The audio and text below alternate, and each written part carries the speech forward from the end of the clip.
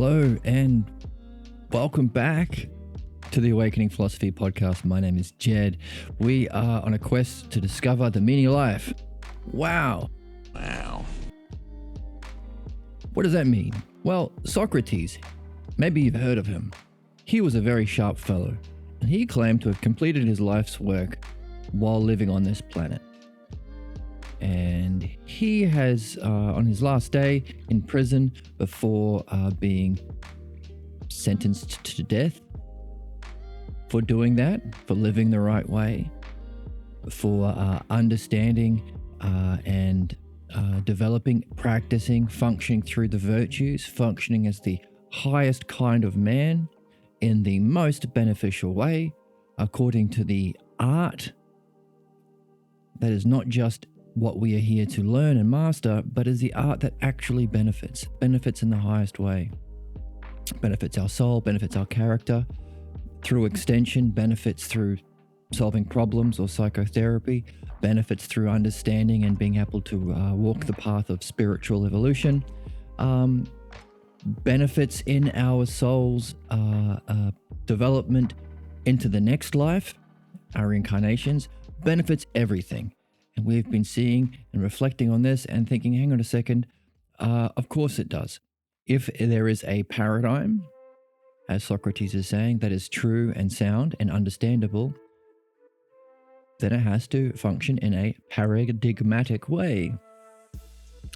And Socrates wants to pass that on to us. Also, as we've been talking about, that hope of his, that intention of his, was stifled.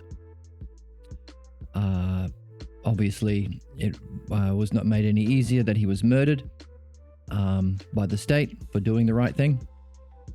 But after that, there has been a legacy in human history of counteracting that, or what's the word, counterattack against that.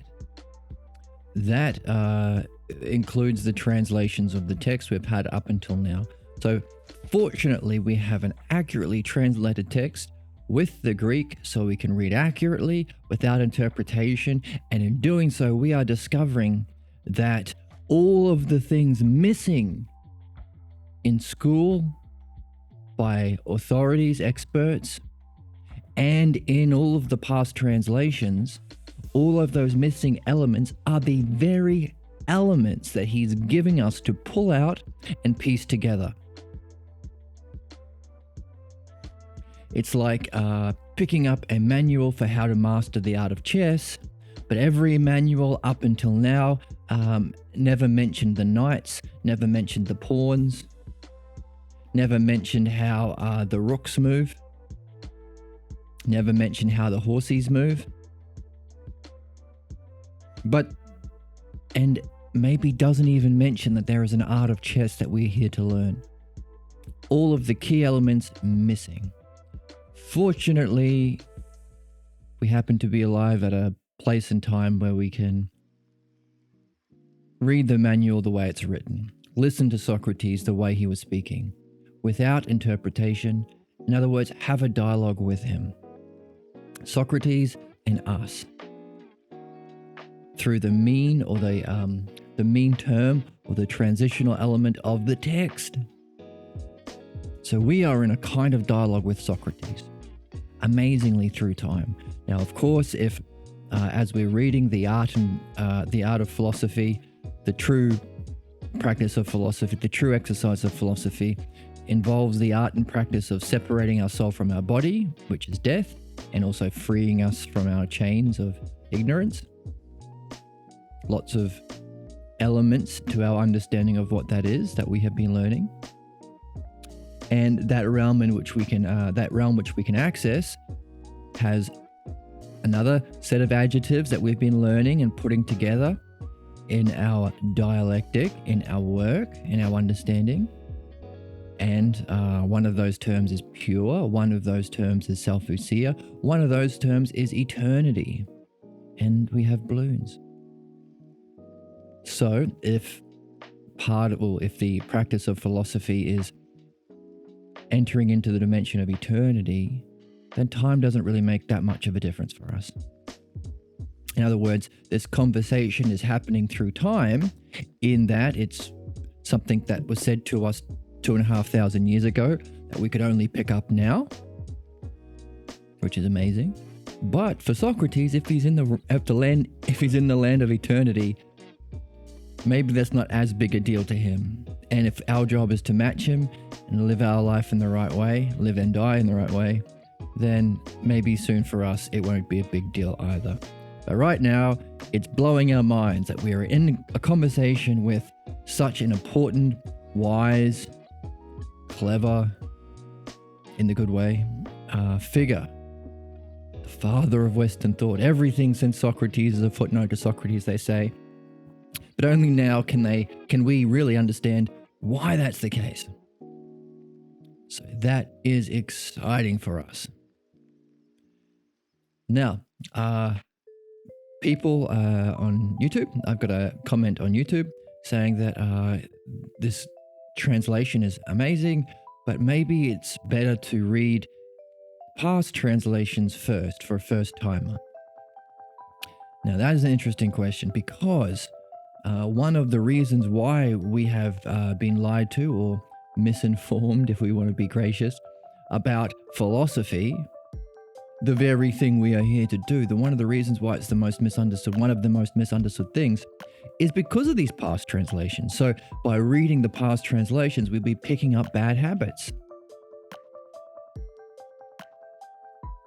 Picking up the blocks of the translators. If a translator has a block that prevents him from listening to Socrates, a Christian block maybe, a materialism block maybe, doesn't see the logos, doesn't see the realm of being, then we might pick up his ignorance and be completely off base. What's curious is a lot of the problems with the past translations are the very things Socrates himself is saying is not philosophy, and the things we need to be on our guard against. And the cause of the greatest ills of the soul, the greatest defects of our soul.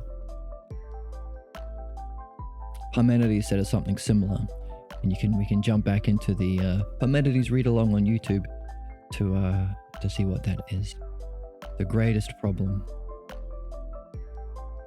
So, is it worth doing? Well, we've been kind of jumping back and forth, and there's a couple of reasons why. First of all, we can understand the specific ways in which we've been missing the mark. The reasons why this can be a difficult experience for us learning philosophy, learning the art, by seeing how the translations got it wrong. To understand where we are as a society, why none of the people who teach philosophy actually, well, very few, teach actually what he said, why most of them give the opposite of what Socrates says, a bastardized straw man version that can be easily knocked down and rejected. Rejecting the very thing we need to do to solve our problems as humans and souls and reach our destiny and excellence. Dismissed. We can see why specifically. We can see the specific words that are missed out. Number one, we can see the specific questions that are missed out. For instance, one of the big puzzles we've gotten here is, what the heck is phronesis? And how is it different from the other virtues? Now, in the past translations, they never translate phronesis as phronesis. They often translate it as wisdom, which will completely wipe away one of the questions that we are here to discover in reading the text. Because wisdom is one of the other virtues in the category of the four that you put into the soul through practice, through habit. Phronesis isn't. So if you call the special one, the one that's the gold coin for which you trade the others in, our real goal, if you call this by the same word you're calling those, you've missed the whole friggin' thing. You missed the whole question, the whole puzzle. And how can you solve a puzzle if it's not there to be seen? So we can see how there are certain key terms that have been misrepresented in order to reject Plato or Socrates. Certain questions that will never be uncovered until now. Balloons. But also we can practice our art. If Socrates says part of the art is being able to judge people and their logos and see that they're somewhere between the extremes of worthlessness, the shadow on the floor, and the ladder of the logos, if they're somewhere in this arc, then we can exercise that to someone, to the translators. We can exercise, oh, this is where he got it right, this is where he got it wrong. We're practicing the art. It's another reason why we can jump into the text. One other reason is sometimes, in some instances, it can flow a little bit easier. Balboa is someone who's trying to be as accurate to the text as possible, but there are a lot of Greek words we don't have in English. For instance, I think it's de and men. On the one hand is two letters, de. And then on the other hand is men. That is so cumbersome to read. I hate that so much. On the one hand, that's 4 words in English for a 2-letter idea in Greek. And then on the other hand, 6 words for a 3-letter word. It's clumsy.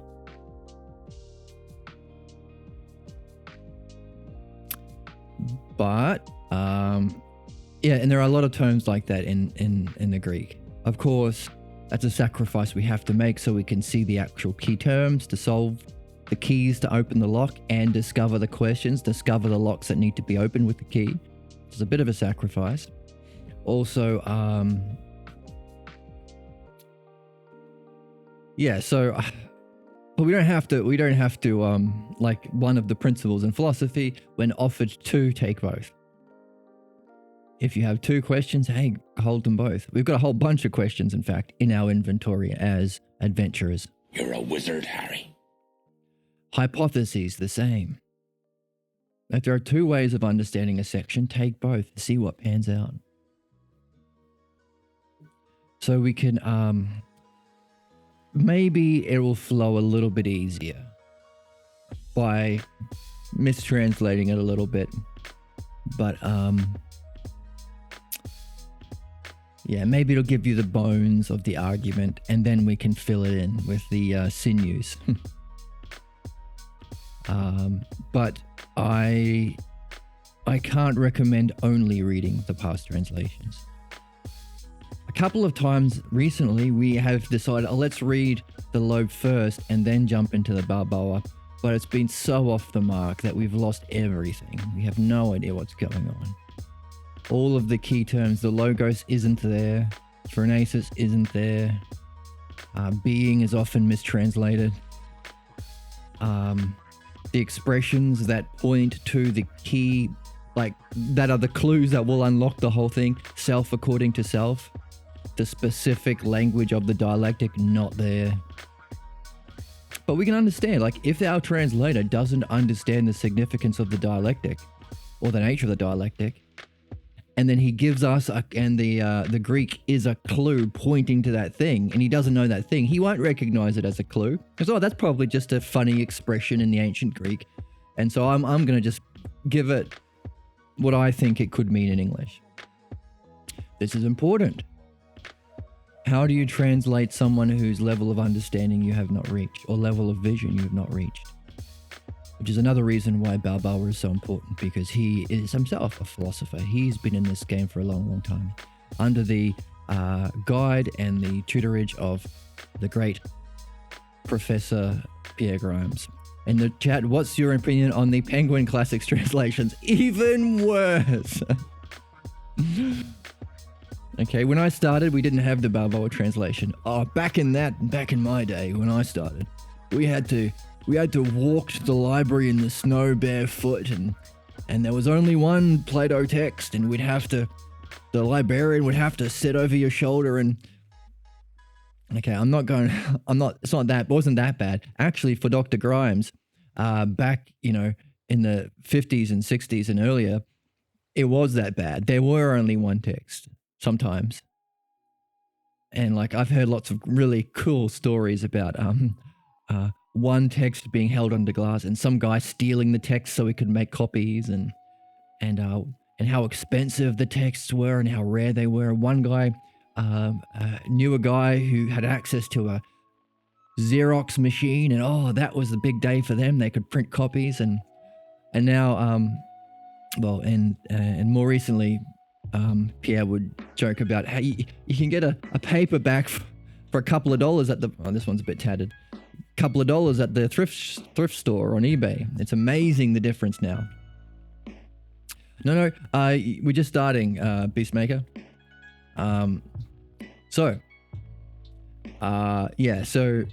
But I wasn't that bad for me. For me, however, I didn't have the Balboa. About halfway through, we started to get the Balboa translations coming in. So we had to be able to judge what was the better translation.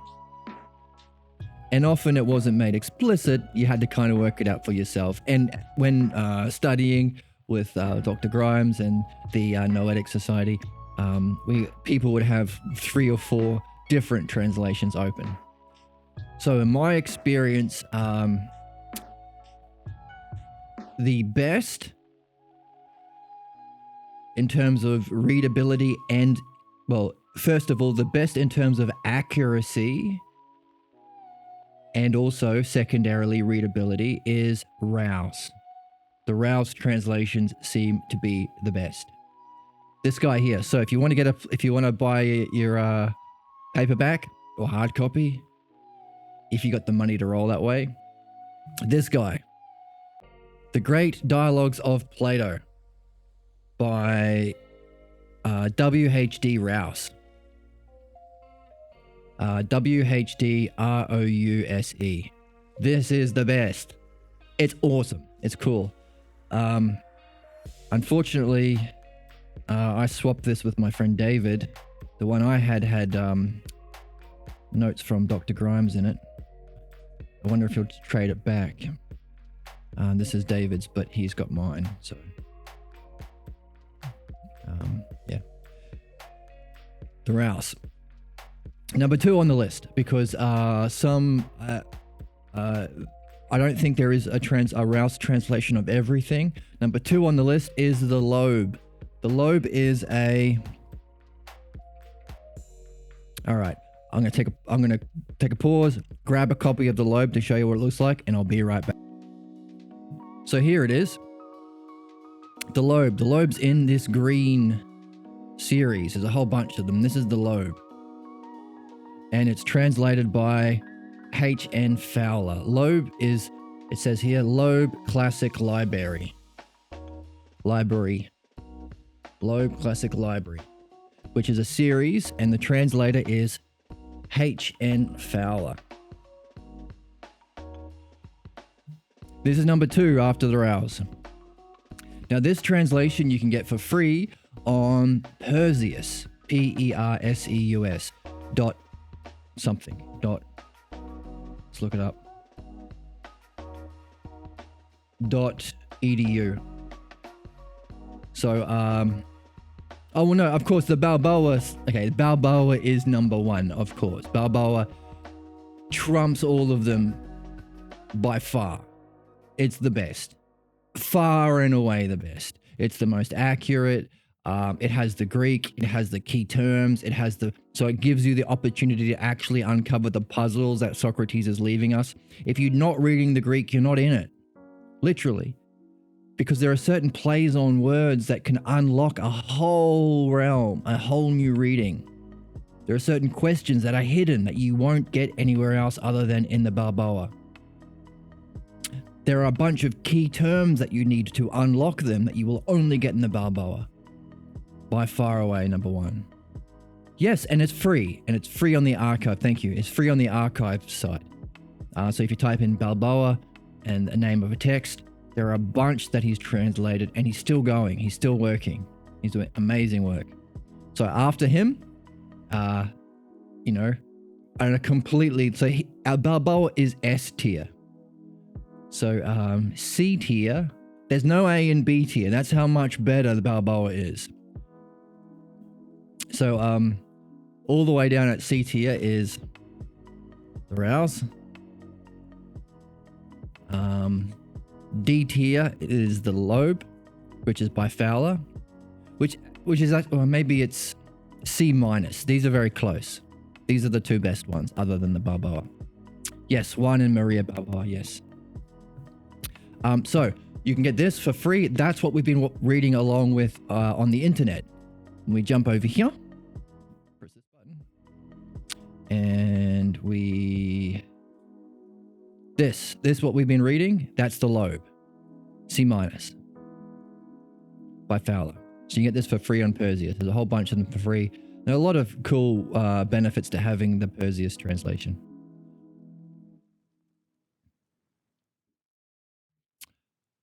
Everything after that is F tier.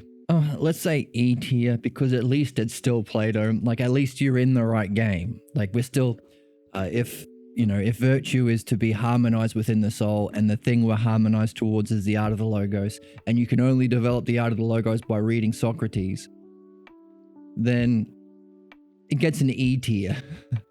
Everything else, like the Benjamin Jowett, I think, is often free online. It's like a baby book, like my baby's first Plato. Baby's first Plato book.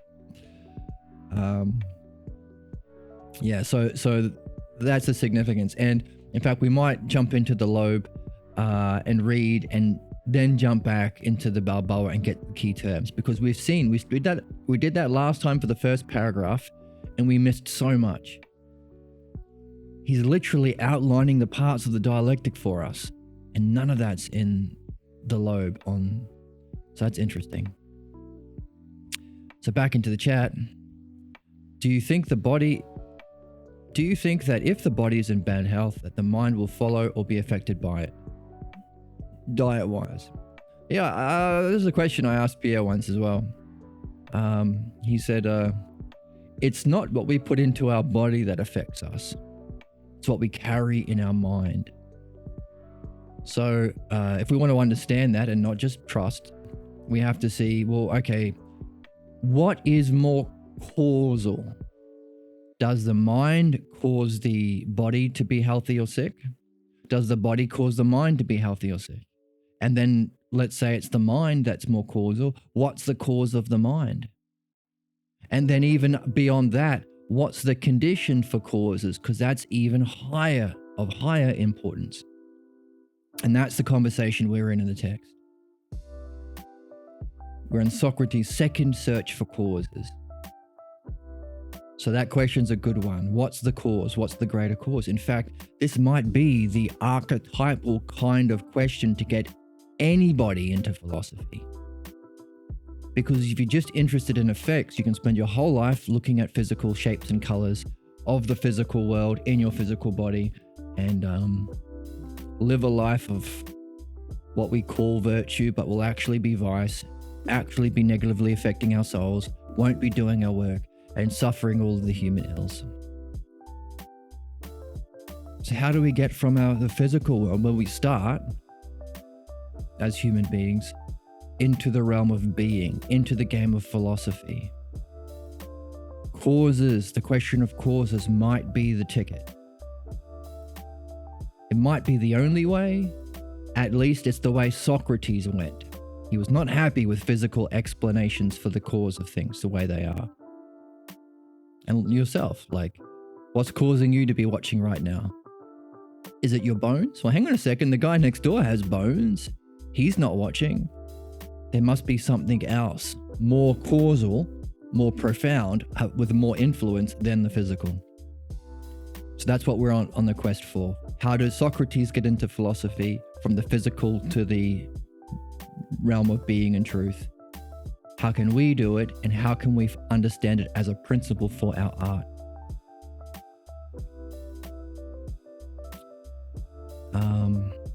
Although he did say looking after the body only as much as necessary. So it's not denying us food like an ascetic who starves themselves in order to have a spiritual experience. Likewise, he said about sexual things.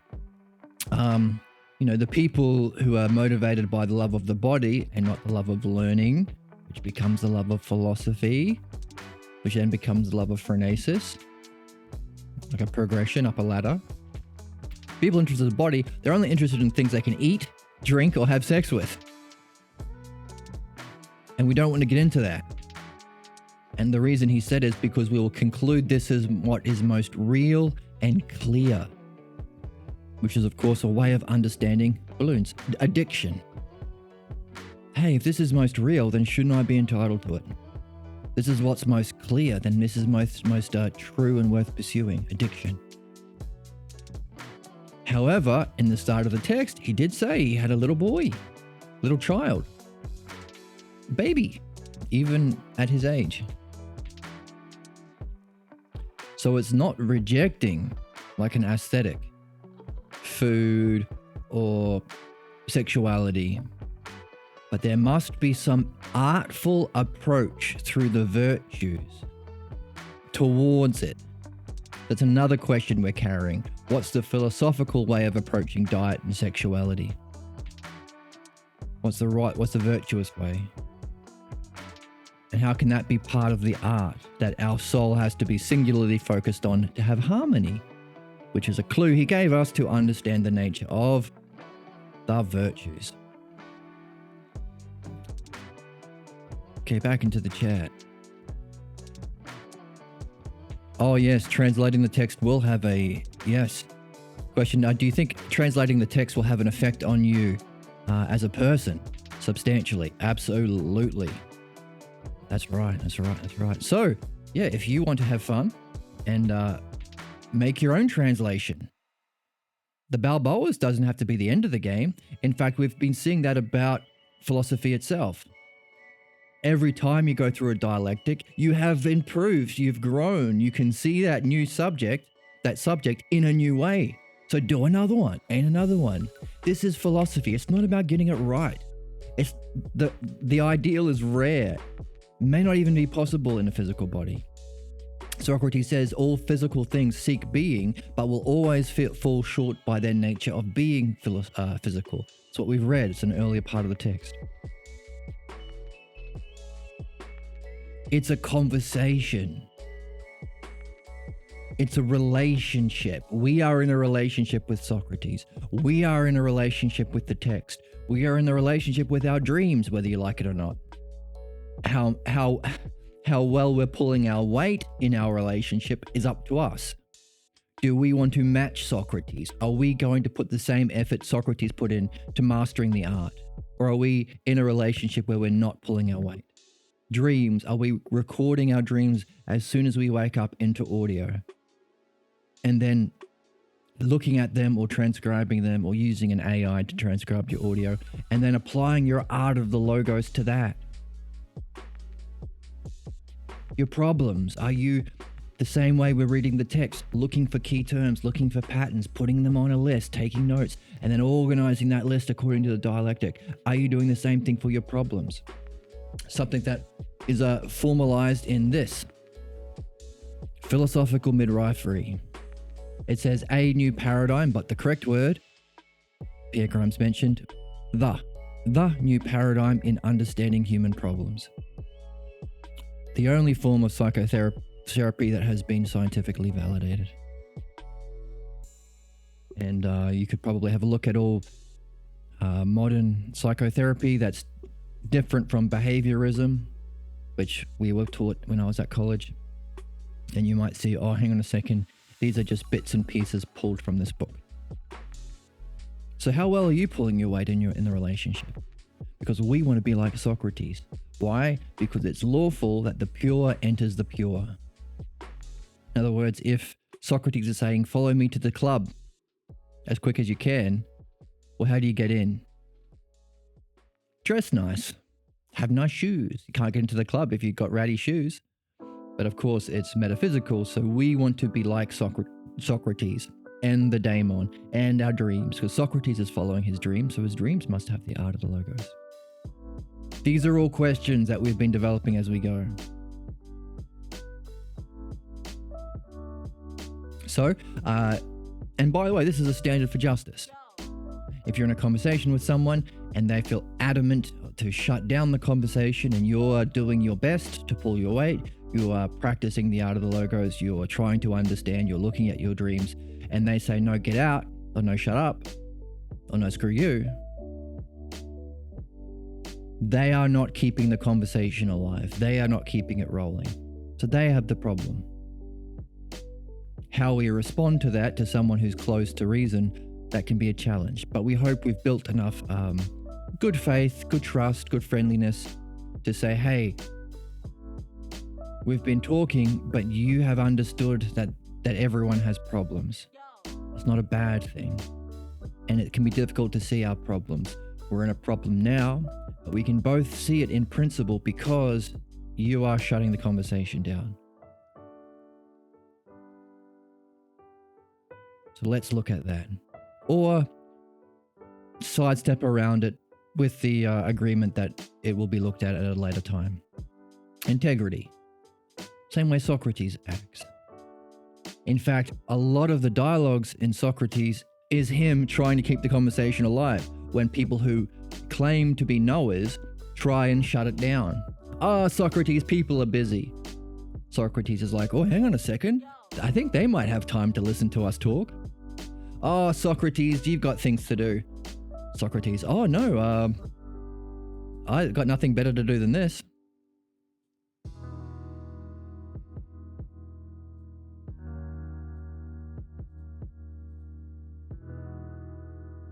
And there are other rhetorical devices, like Socrates mentions a few, like appealing to the masses or trying to make your skin crawl.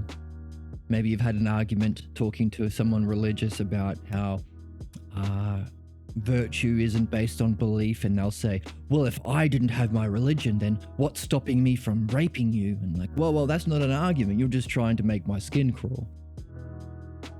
Pointing to horrific things. So there are lots of part of the art, I guess, would be able to recognize those and bring the conversation back to life. Keep the conversation rolling. It's a relationship. Philosophy is a relationship that Socrates was in all the way to his last breath, as we're reading here. So dialectic is a relationship. Our reading is a relationship, and therefore, hey, if you can find a way, like right now, on the page, these oft murmured songs. Now, this is a hangover from a past translation. The word often murmured is a past translation. I think it's arouse or lobe. But we looked it up and we saw the more accurate translation is repeated. Often repeated songs from them, saying a certain beauty exists. And Socrates says, he mentions this earlier, the poets often repeat to us that our senses fool us. And Socrates says, a philosopher, we often repeat this idea that learning is remembering. It's not murmured. So there's at least one reason to go back yourself, our friend in chat, and make your own translation. Why not? It's a conversation. Keep it rolling, and you will be affected positively from having gone through it.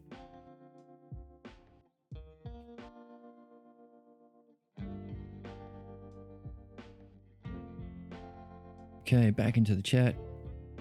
What if I crave information like a burger, like a hunger? Yeah. Great. Lover of learning, Socrates calls that. Now, what we are doing in the text is seeing how we go from a lover of learning to a lover of wisdom. Because what kind of information do you want to learn about? How many jelly beans there are in China? Is that important for you to learn? Or do you want to learn about the nature of the soul, the nature of beauty, the nature of reality, the purpose, nature of destiny, and the meaning of life? So we're honing our love of learning, and that's what we're getting into. You might The shapes and colors of the physical world are all we know when we start as humans. How do we get into that higher kind of information, higher kind of learning? Philomathesis, lover of learning, to philosophia, lover of wisdom. Because we saw that the virtues are the practice, the often murmuring, the repetition, the discipline of seeking the logos applied to being, which is why here, where we were last time, Socrates is saying, hey, listen, I'm going to demonstrate the idea of cause that I busied myself with. All the other teachers around, as with today, we're in the same boat. You're a wizard, Harry. They're not talking in this way. They're not giving us a metaphysical or a mind or a being level of cause. If you're saying, oh, physical, that's behaviorism in psychology. Oh, why do I seek this thing? Oh, because you need to give yourself a cookie whenever you don't. Extrinsic motivation, they call that. So, idea of causes. To go from lover of learning to a lover of wisdom, which is understanding being, which will give us the higher set of causes and the model, the paradigm. And as we have often repeated, this is our change, not murmured, repeated. We have to begin by hypothesizing that beauty itself exists. Beauty exists self according to self. We can recognize this expression is the first expression in our dialectic. The first category is self according to self. What does that mean? Well, if the dialectic is if a thing is or isn't, such as, and we have to do it for all of the things we want to understand or know. If beauty is means exists. Because beauty, if and second, your second part of it is if it isn't. If beauty isn't doesn't mean we don't have appearances of beauty, but they don't exist. Beauty is in the eye of the holder. Beauty is just appearances. Beauty is just physical things. Oh, the thing that people at college like to say, it's just a biologically evolved thing so that your species keeps screwing each other and passing on its genes. So that's if beauty isn't. So Socrates is saying, hey, if beauty is, the first category is self according to self, definition. The second is how does it function or demonstrate itself, self to others. And then division, which is kind of like how does it affect other groups, having been affected by the definition. And then finally, how do they come back around and relate? This is the repeating. This is the conversational aspect. Make a new translation. Examine a new dream. Have a new dream every night.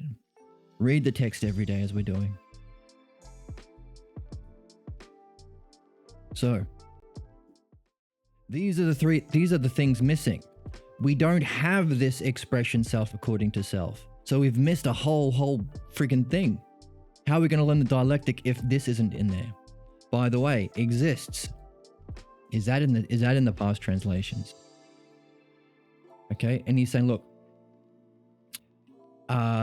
if beauty and the good and the great and all the others that we stamp the seal, that which absolutely is, all of the things that are under the hyparxis of self-ousia, or being, all of the knowable things, so we want to have our questions about them because they're the ones we can experience in knowledge, meditation into contemplation if we stay on task.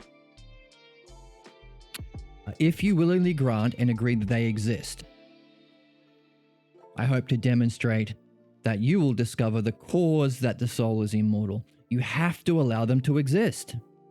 You can't start by hypothesizing only if they don't. You have to. In fact, just a callback to one of the problems.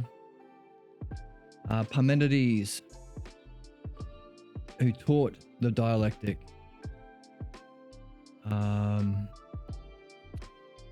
You have to permit the ideas of real beings to be. This is part of the power of dialectics. He also said, where's the greatest problem? Parmenides saw that the greatest problem is here. Wait for this one to go away. Talking about turning your dianoia. So in chat, I love learning. Turn your understanding to the ideas in real being. That's dianoia. Realize what you're learning is all of self. And that's a dialectic. Here, the following is the greatest puzzle, says Parmenides to young Socrates. Even if the following the proof through many elaborate details, like we are doing in the Phaedo, from one practiced and experienced, like Socrates, with natural talent, like Socrates, even then, he who contends that the idea selves are unknowable may still remain unpersuaded. Even if you're talking to Socrates and he's walking you through these arguments, if you're convinced that the physical world is the only thing that exists, doesn't matter. Could be talking to Socrates himself, you'll still remain unpersuaded. Which talks to why we also have to be in relationship with our dreams and with reflecting on the cause of our problems. We have to be Socrates says everybody is between the ladder up, the art of the logos, which is the goal that he wants to pass on, but we all have a problem too. We're all between here, between what's true and false. We have a problem. So if part of your pathologos or fundamental false belief about self and reality is there is only the physical world and you can't know the level of being, that's a block. That block will only let you get this far up the ladder. So as you climb the ladder through the dialectic, through our reading, through our reflection, through joining the Discord and stuff, you'll hit a block. Doesn't matter what you do, you can't go any further. You're stuck. Then you have to jump over here and understand the cause. So, well, you could say, hey, this is the movement towards causes through the art of the logos. The first cause, the mind or the self. Also, we have to take this ladder and find the cause of our problem, of our vices, of what feels true, of the shadow of being, of what's false. Parmenides says, hey, if you fundamentally are convinced that all we can ever know is through our physical senses and there's no higher dimension, even if you're talking to Socrates, you're going to be blocked here. You might get good at arguing, you might even memorize the dialectic, but you'll get stuck. You got to be doing both, and both is a conversation. Both we come back to as much as we can. Every hour in the day if you can. Because what else are you going to be doing? Everything else you're only going to be doing because you think it'll make you better to do this. If you seek beauty in something else, you really want beauty itself. That's what you really want. If you want excellence in something, you really want excellence itself. These are all shadows.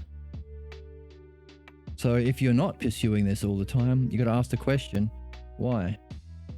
Why does something else feel true when the logos is showing me this is true? By the way, trusting what the logos says, even though it doesn't feel true, is courage, virtue.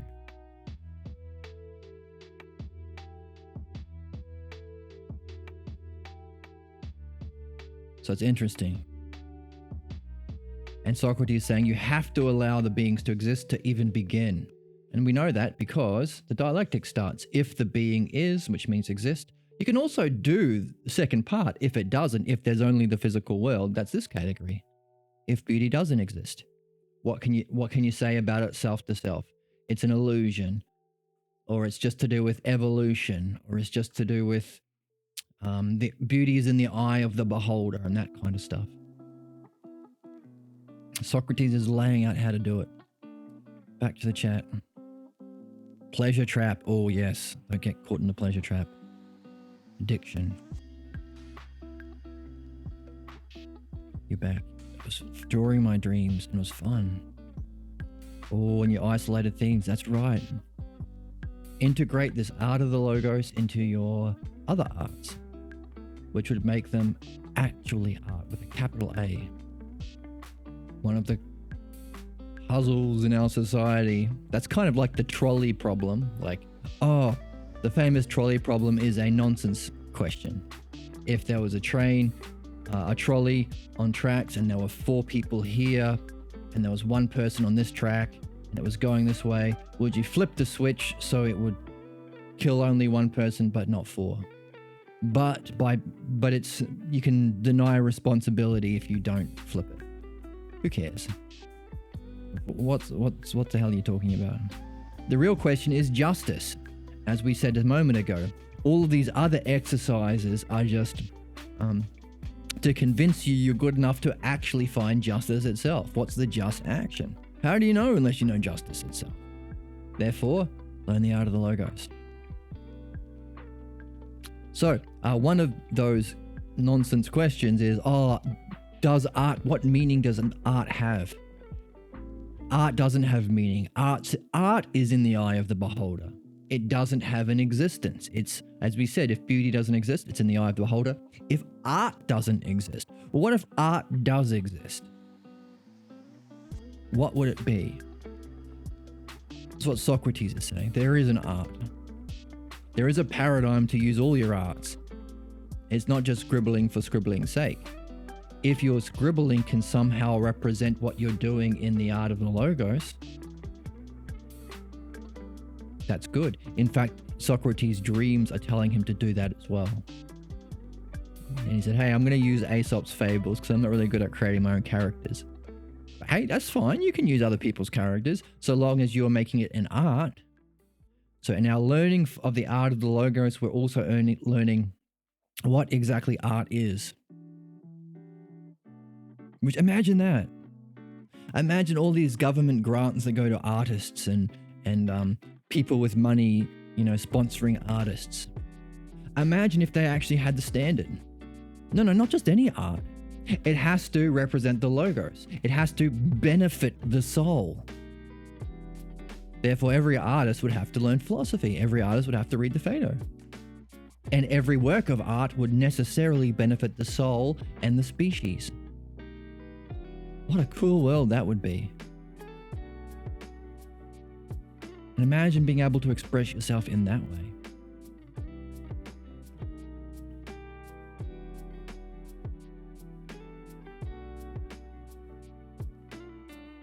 Turns out if you turn the dialectic loose on your childhood, it makes everything a living horror. I don't understand that.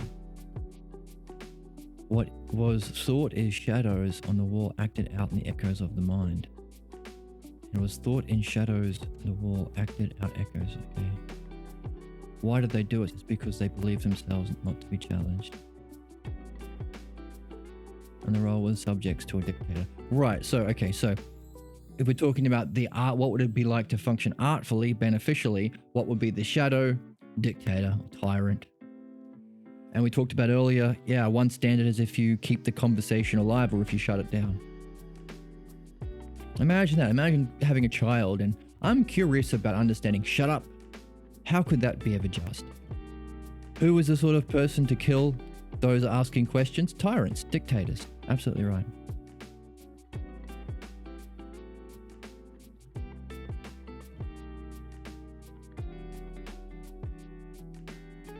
Using the dialectic in your everyday life. You had a fun conversation. That's fantastic. The self by self is self-good. In the same way, the body becomes better. Right, so using what you see in the physical world as a metaphor for understanding the higher. That's analogy, that's thinking. Why? Because if there is an art of the logos and a paradigm, then it has to have a reflection. It won't be the same because analogy is based on the principle of likeness. So an example is, if you have if you're a shepherd relating to his sheep, shepherd relating to his sheep, and you wanted to understand through that relationship how a king relates to his subjects, There'll be some things the same, but some things different. That's likeness. Like, the shepherd cares for his sheep. The shepherd has an art of shepherdry. So too a king cares for his subjects and has an art of rulership. But there's some things different. The shepherd feeds grass. The king does not give grass to his subjects. So some same, some different likeness. So this is what we want to do. So using the body and medicine to understand the higher, there'll be some things same and some things different. So different and sameness are two fundamental principles. In fact, sameness and different are two of those selfers. Like beauty and justice and greater and lesser, same and different are two words, two terms, two ideas that you can do the dialectic to. And we actually come across them in our reading of the Parmenides. So by using analogy, you're playing with the most fundamental principles of thought and reality and likeness, which even comes up here. By being like the divine, do we purify ourselves to be able to enter into that realm, to be like the daemon, to be like Socrates.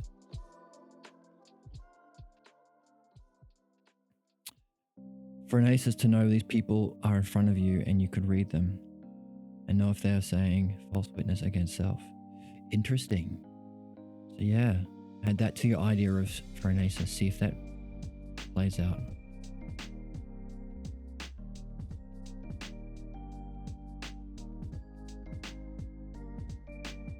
Everything seems hard. Why does philosophy seem so easy?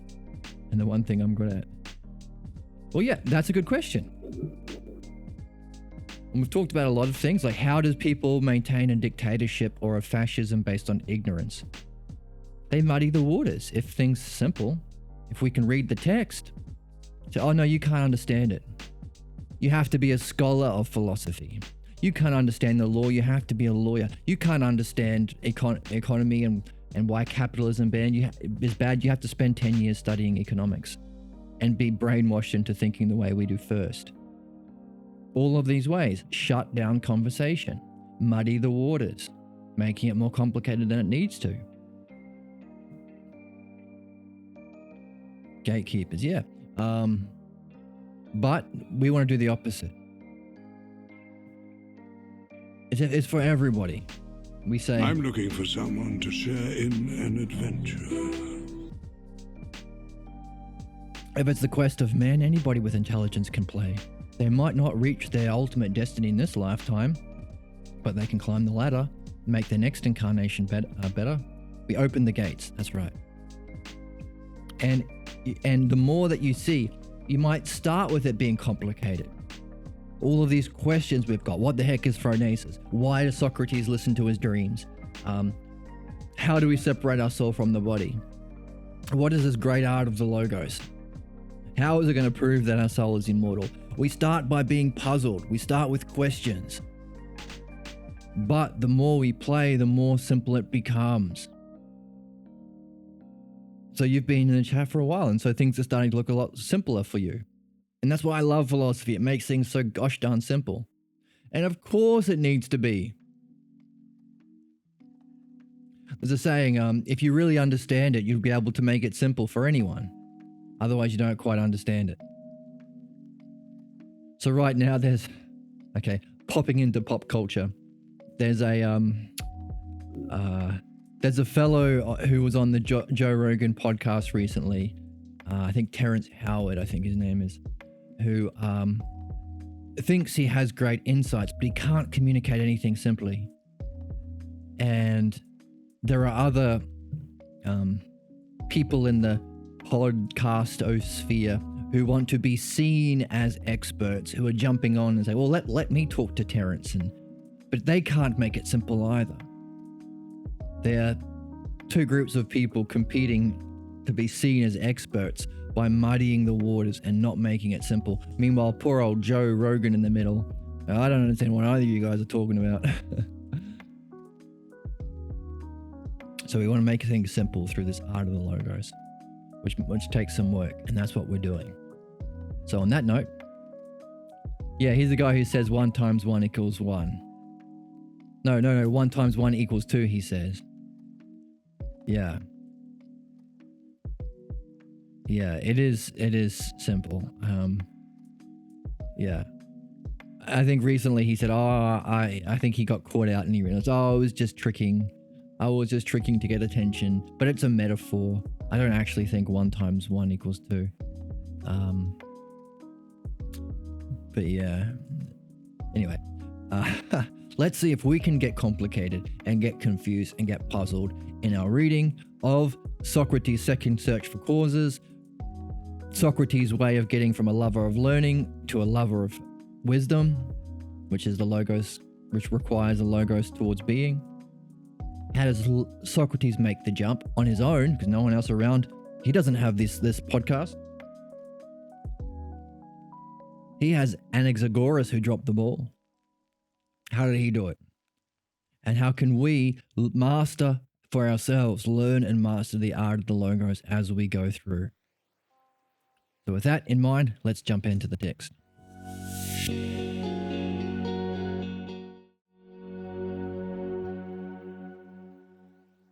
Now, for fun. Yes, I wish. Yes. Yeah, so in the chat, I wish there was a Platonist movie. Me too. One of my dreams is to make something like that if I can. Because a lot of the good movies start towards understanding. Like I think in the last Avengers movie, Captain America, Thor, and the Iron Man, the 3 main characters realized they all had a problem. That's part of it. They have to have a problem for them to have conflict.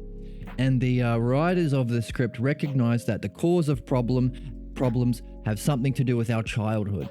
And so they all went back in time to address their parents. And I was like, oh, they're starting to introduce the logos. But of course, because the art of the logos has yet to be rediscovered or awakened, they couldn't do it, and it fizzled. They didn't know how to use the art of the logos, how to ask the right questions, how to revert on causes. Similar with the Matrix movie. Starts off very strong, very heavily influenced by their understanding of Platonism. The cave, Neo is an anagram for the one. But after the first movie, it sizzles. In fact, one of the criticisms of the Matrix sequels is the first movie contains a lot of promises, but the second movie and the third, what happens? They start doing beat-em-ups. They have the albino dreadlock twins fighting, and it's all the punching and the guns and the explosions. In other words, they've dropped from the realm of being. The promise is, can Neo go from the everyday physical world of becoming to that which is more meaningful? He realized he's not getting the answers to his questions in the physical world. He's living a drudgery life. He's chasing material possessions. He's living under petty tyranny, under capitalism. It's all meaningless and stupid and tyrannical. Right. But there's a promise at the start of the Matrix from Morpheus. There is a different world. There's a different world you can wake up to that's more real, which is nothing other than the progression that Socrates is going through right now from becoming to being. So the first movie was a great teaser. The second movie, what does he do? What did Anaxagoras do? Socrates says, oh, I really liked Anaxagoras because he said, mind is the cause. It's not physical things. It's not bones and sinews. Mind is the cause. That means if there's a mind organizing things, it has to look at the ideas of being. It has to look at what's good and best and most just and beauty. Goodness, justice, beauty, these are all self-er terms that we have to do the dialectic on because they're all aspects of being.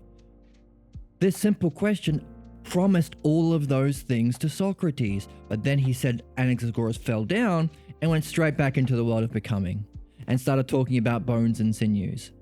So understanding why the world is the way it is, it's like Socrates said, they're looking for some actual dude Some Atlas dude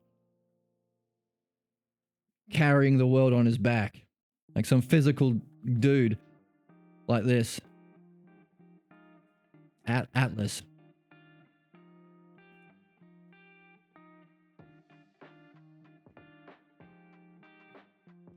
Holding the world on his back. Whoops.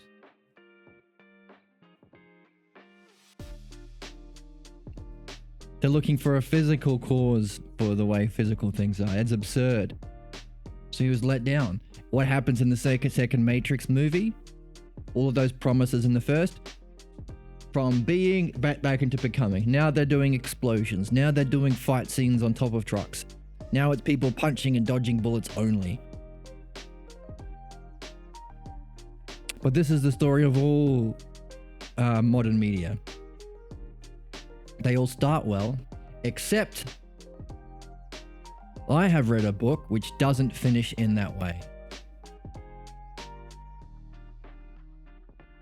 Jesus and Socrates, a dialogue in heaven by some strange cat, Pierre Grimes, PhD. Looks like this, the guy does.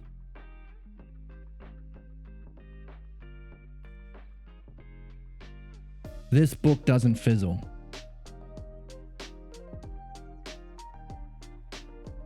Doesn't conclude though.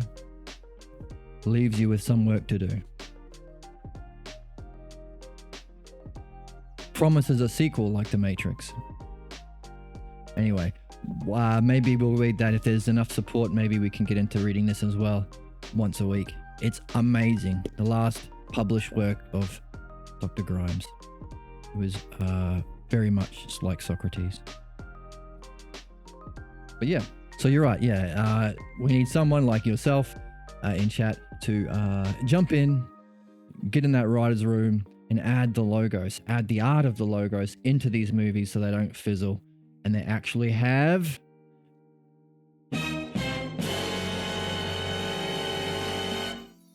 benefits. Because that's benefit and by the way, if it applies to the self,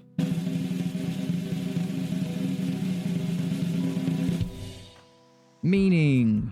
So adding meaning and benefit by adding in the art of the logos. And as soon as it's finished and it's released, please let us all know in Discord and we will buy tickets.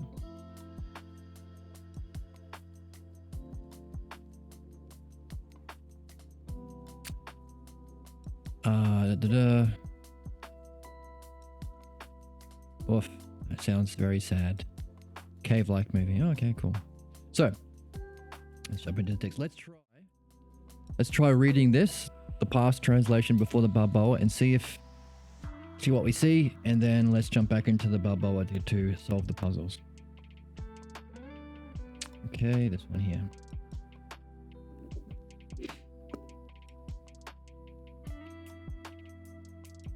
Okay, remember, we just went through and saw in this first section, he said, we need to demonstrate the idea of cause. We have repeated this. We have to hypothesize that the beauty exists, self according to self, and the good and the great and all the others. And if you agree that they exist as a result, I can demonstrate and you will discover the cause is the soul, that the soul is immortal. So with that in mind, after I'd given up investigating realities, I decided that I must be careful not to suffer this misfortune. Okay, we've already seen that.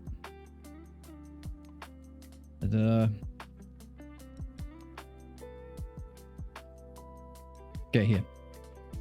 And, say the same thing I've always been saying. Okay, so again, often murmuring.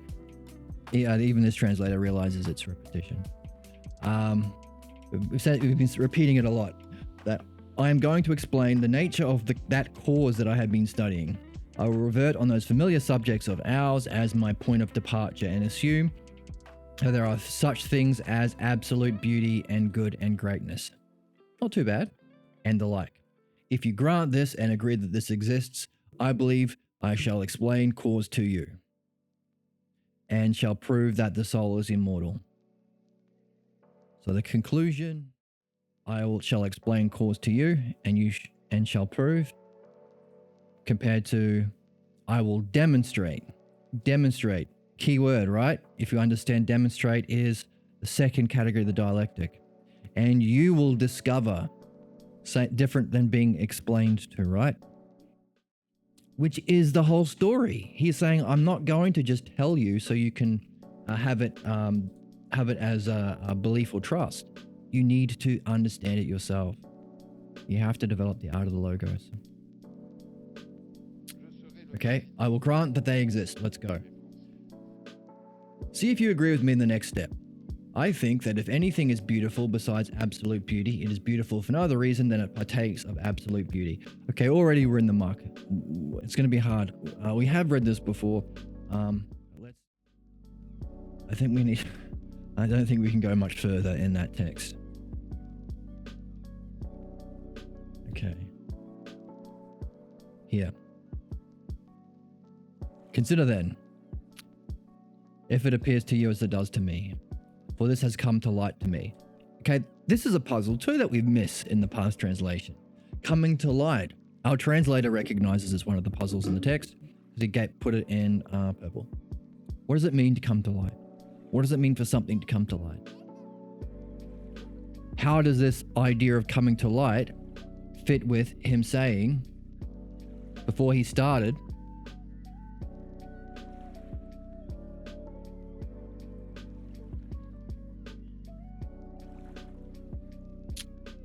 Socrates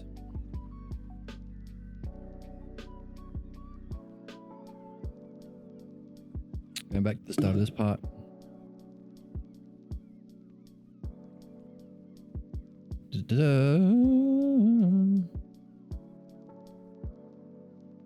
Hey, listen.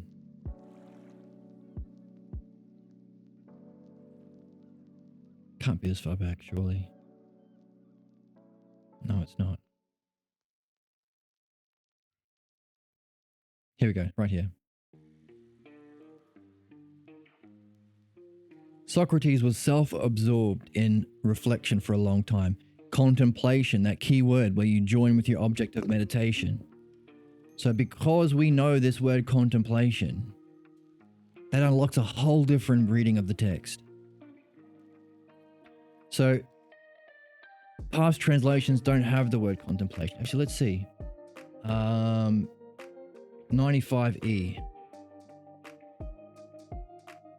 95E.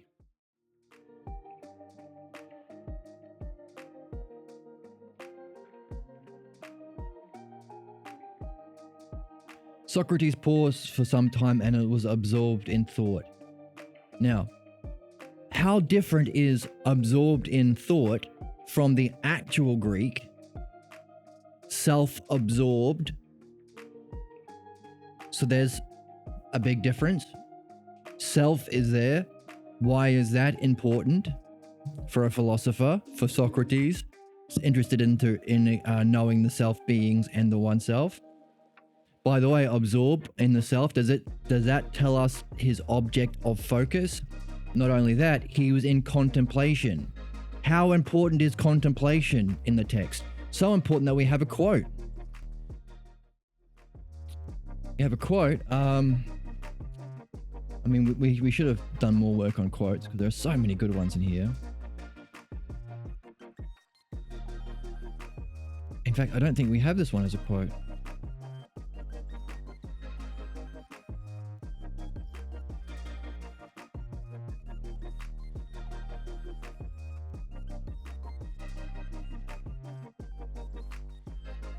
Here we go. Contemplation. Self-justice. There's our word. Self. Beauty in the good. The ousia of all selves in being is contemplated.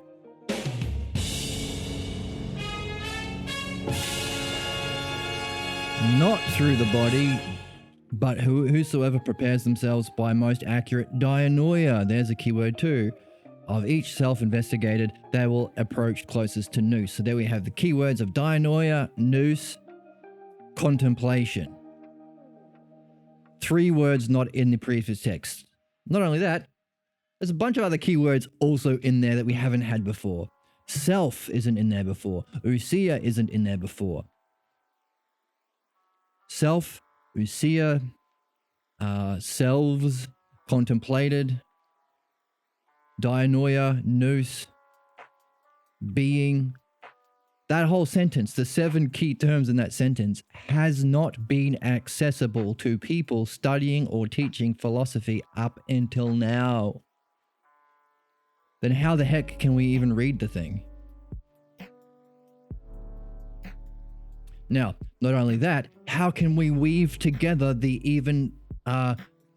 deeper questions, the puzzles? Because we just came across the fact that, oh, there it is on the screen already.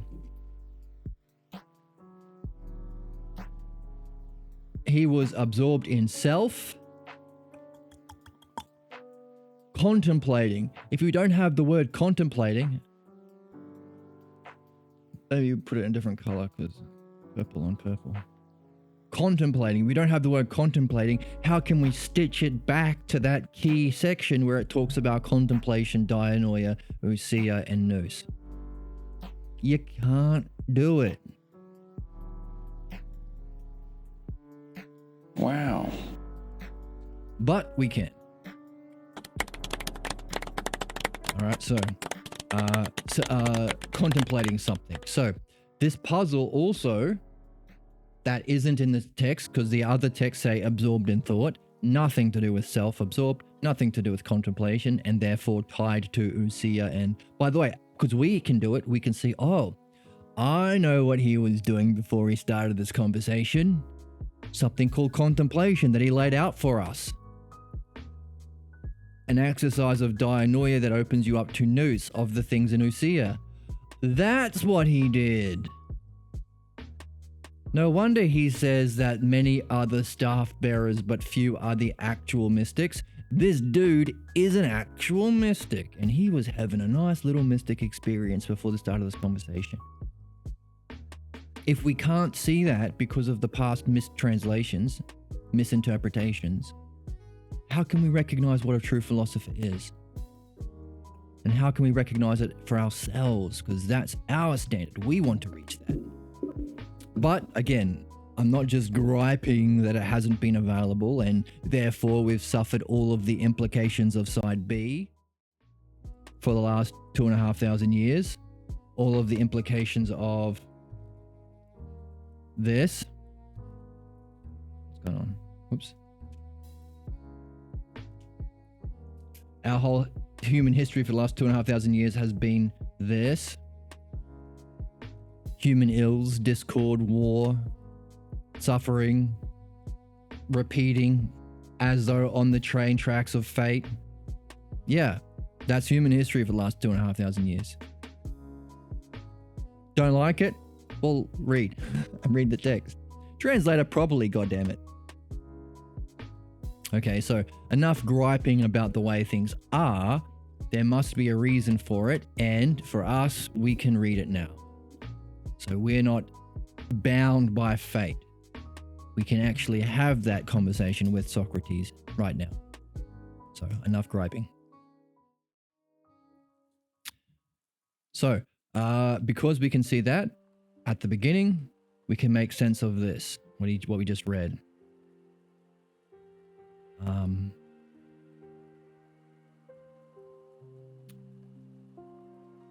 Well, maybe we can create a hypothesis. Not purple. Blue. No, green. What does it mean? It has come to light for me. How do things come to light? What had just come to light for Socrates? Why use light as a metaphor? And how? Oh, maybe it has something to do with that opening. By the way, we've been talking about the significance of structure. Is there an importance to the opening line? Is there an importance to the opening of the text, to the introduction? We talked about the Matrix. The Matrix opens up with promises in the first film. And we say it fails as a series because it does not address those promises. Same thing with all the other media and the Marvel movies. It does not address those promises, so it fails.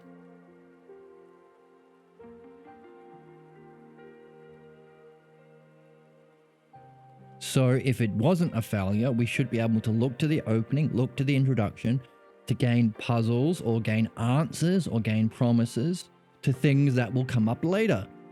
That's part of reading. It's part of organizing your text. It's part of organizing your song or your film or your script. So, was there a significance that it started with self-absorbed in contemplation? Was there a significance that even that sentence could only be understood if you recognize it's tied through key words to what was outlined or defined, definition, earlier in the text? Could this tying it in with something later in the text be a necessary element in story writing? Yes! Famously, as one of the most basic things in screenwriting is, if you see a gun in the first act, it has to go off in the third act. In other words, if you plant something here as important, this gun, well, why does he have a gun? And he never fires it in the third act, why the hell did he bring that in? It has to pay off. They call it paying off. So too, if he we can understand the mechanics and the principles behind good screenwriting. It's the dialectic. If you define something in the first act, in the introduction, in the opening, you need to be able to demonstrate it.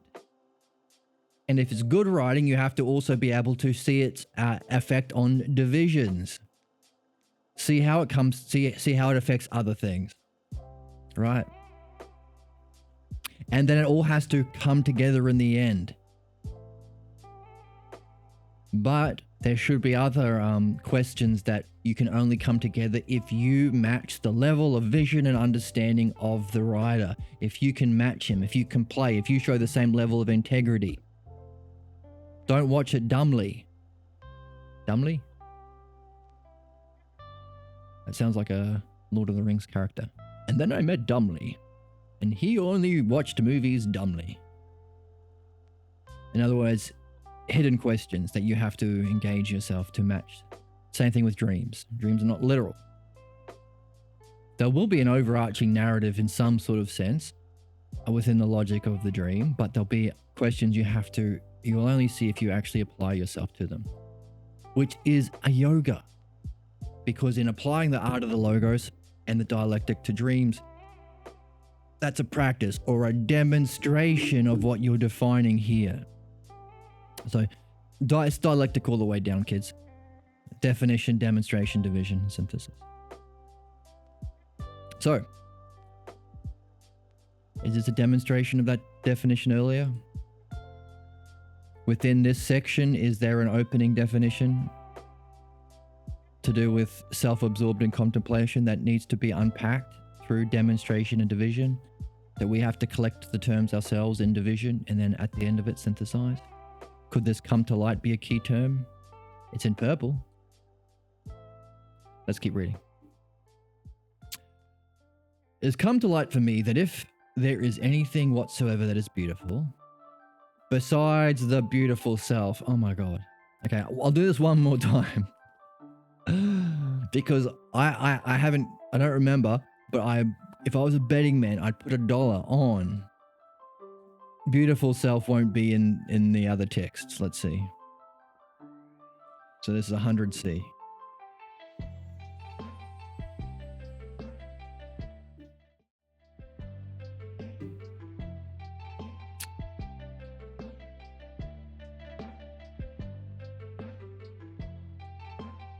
Hundred C. Where is it?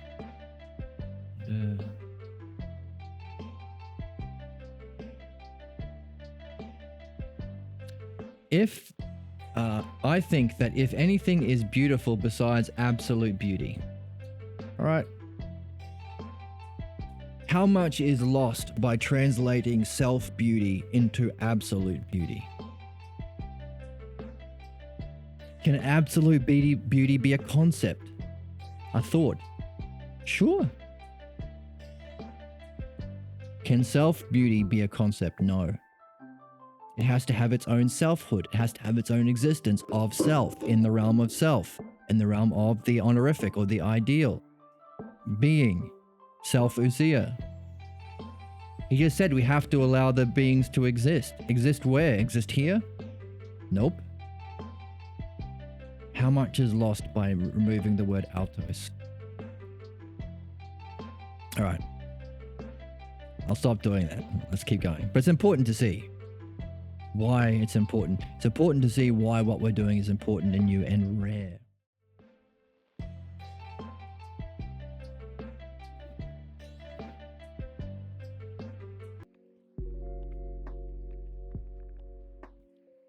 If anything whatsoever that is beautiful besides the beautiful self, it is beautiful by no other one than, again, the idea of one, that's interesting, than because it partakes of that beauty. This is an interesting word. I recognize that the word partakes is key because we have beautiful things like me, but we want to understand what gives it, and beautiful paintings and animals and things. We want to say what gives it beauty. It's some level of relationship with beauty itself, self-beauty, the beautiful self. So how? We just talked about how philosophy is a relationship. It's a conversation. We are in a relationship with this text. We're in a relationship through dialectic to the ideas. We have to keep repeating it. So what is the nature of this relationship in green that is partakes? Now, it might just be partakes, but because it's a key word, I recognize that it's a key word. I recognize that whole section hinges on that word. And because we have the ability to read for ourselves, we can make it our own. So let's do that. Yes, it's implying it's a lesser one, right? It's a shadow, just like your reflection is a lesser you. But it somehow partakes in the idea of you, in the you self.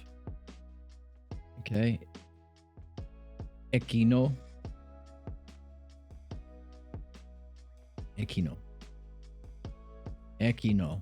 What's ekino?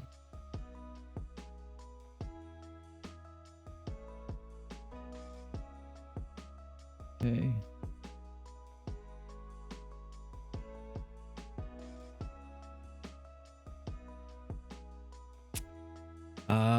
That. What? That. Those. There. That might be the wrong word. Maybe ekino is the word before the keyword that we're after. There's a lot of cheering outside. There's a marathon happening outside my house. And everyone's cheering all the time. They've been cheering for like 2 hours. Which is interesting because Socrates says his dreams were like, he thought were like people cheering on a marathon runner. Because his dreams are saying, do music, make music. And he thought, well, philosophy is the best kind of music. So I thought dreams were cheering me on, but maybe it was giving me a different instruction to actually mythologize my work into actual music. Right, so, I mean, that's funny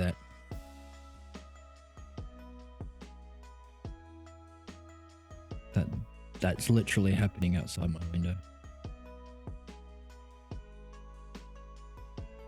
So the other word there is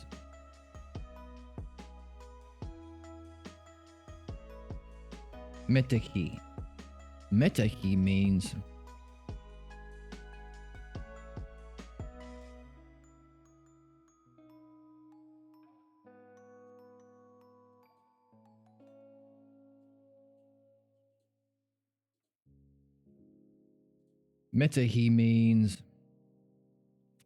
oh goodness, mostly. Oh, from the part or share is added. To be a partner. Participate. Oh yeah, in Platonic philosophy, Participate in a universal. Interesting. So, I don't have it on this. Here, in Platonic philosophy, to participate in a universal. So we've got the right word.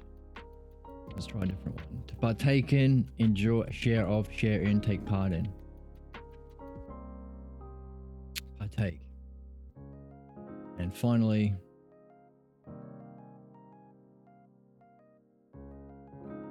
I could always yell too. Yeah, they wouldn't hear me. Do run good. Share. So, okay, so one of the reasons why I asked this question is one of the puzzles we had going in that we brought with us in is okay, so we started by reading the introduction to Parmenides, Socrates at the beginning of his life. And he seemed to be using a language of the physical world to understand how we share in the ideas. And that seemed to be limiting. So we had the question, are we sharing in the logos, or are we taking a part of the logos, like taking a part of a pie? So I wondered if this word would unlock an answer to that question. Doesn't, because in the dictionary it gives us taking a part and sharing. So it could be either. So it's a question. So our question now is, how do we partake in that beauty itself? Because don't we all want to be more beautiful or more just or more good? Then how do we more betterly partake in beauty itself, or good itself, or justice itself?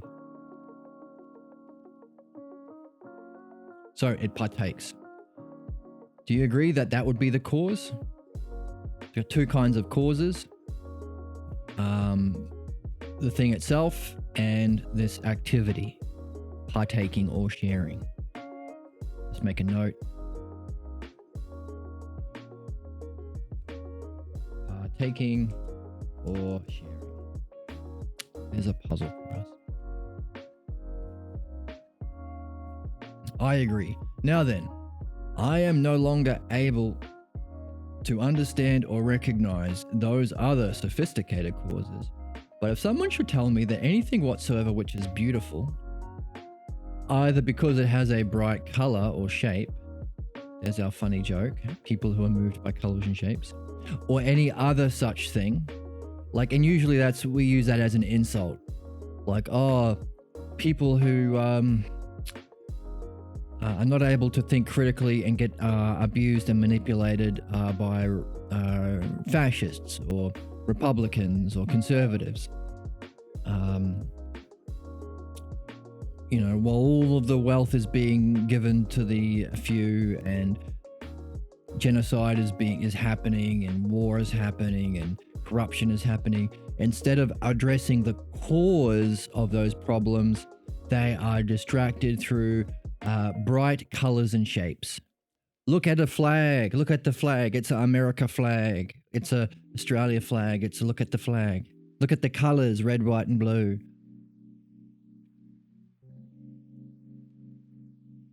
Look at the shapes. Oh, look, there's different shapes on the bathrooms. Who cares? I mean, that's a big, interesting thing. Look at the shape of the big, strong man. Let's give a shape to Donald Trump as though he's muscular. All this kind of nonsense. So even today we use that as a kind of insult. But Socrates is, I think, being a little bit tongue-in-cheek or being modest and saying, oh, they're sophisticated causes. Those other causes. The other sophisticated causes of color and shape. But we go, no, come on. We know what you're saying, Socrates. Or anything whatsoever on the one hand. I ignore these other causes, as he did in the Meno and the Servant of the 11. There's a translator note. So you'll find a Balboa translation of the Meno. For all those stir up trouble in me. But on the other hand, for myself, I hold on simply and plainly, and perhaps simple-mindedly. Now, we can also see that there's a pun in here. Two meanings, right? To be simple-minded is usually an insult, but to be singular-minded or see things with simplicity is actually the ideal virtue, and maybe the ideal goal of phronesis. And what we're talking about in chat, why does philosophy so simple and make things so simple? And by the way, what's simple? Our mind. Harmonized virtue. So there's a play here on like a little pun, like, maybe I'm being simple-minded, which you think is an insult if you're not a philosopher, but is actually a compliment. And here, sophisticated causes, what's the opposite of simple? Sophisticated.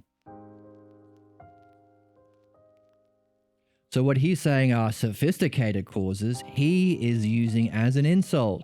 But people who are mesmerized by complicated words and gatekeeping, look how sophisticated that guy is in his suit. He must have knowledge.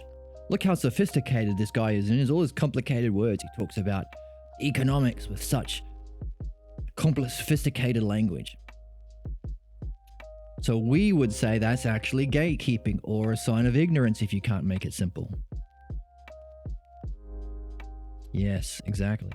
So there's a little play here. He's berating himself. He's not. He's using a word that can be seen as him being humble, or if you're a philosopher, he's actually pointing it to what's good about his way of thinking. So equally for sophisticated causes and simple-mindedly. That not anything else makes self beautiful. Okay, here's a puzzle. Because we know self has 3 levels. So we can read this. Things that are beautiful in our world, that's the particular, physical.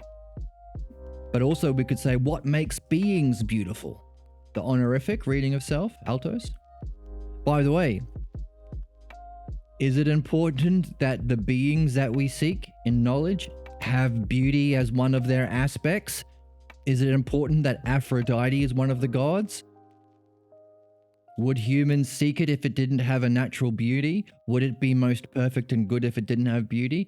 Therefore, we can ask the question, what makes self-ousia or honorific self beautiful? And also, can we say that there is a kind of beauty in the one self that we can see because of its commonality to its first shadow, its first reflection?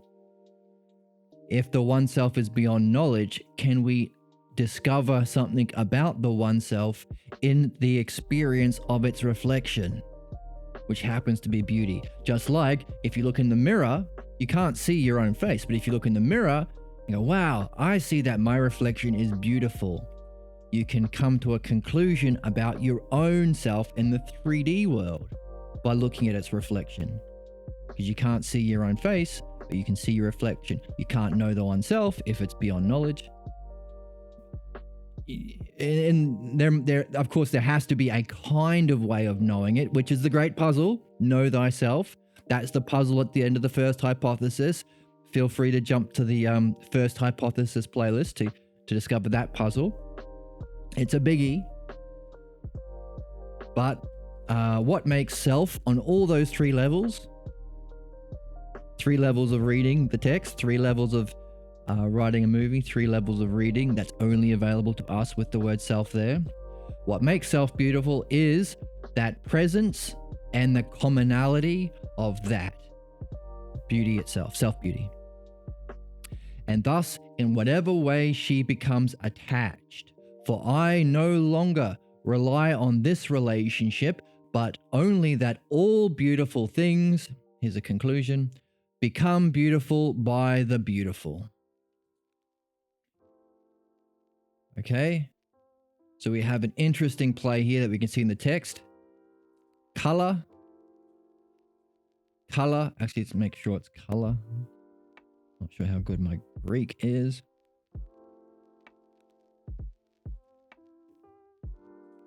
So here's another puzzle.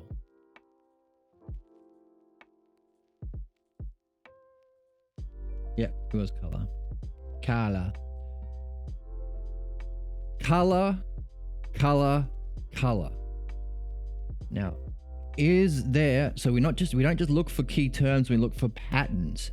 Is there something significant in this conclusion here being a double repetition of the same word? Color things become color by the color. Beautiful things become beautiful by the beautiful. Is there a puzzle there that we can find? Well, we were just talking about the 3 levels of meaning of the word self within the sentence and to unlock our metaphysical questions. Well, here we have 3 uses of the word beautiful. Does that reflect something? Does it give us a hint of something? Does it remind us of something? If not, put it in our inventory. You might not see it yet. Make it a question. Hey, a thing, an adjective, and its cause. The subject, beautiful things. In an activity, becoming beautiful. Because of its cause. The beautiful. Interesting. What a strange way of talking. Now, it's definitely a strange pattern. We might not see the significance, so we put it in our inventory and we carry it with us because that's what it means to be on a quest.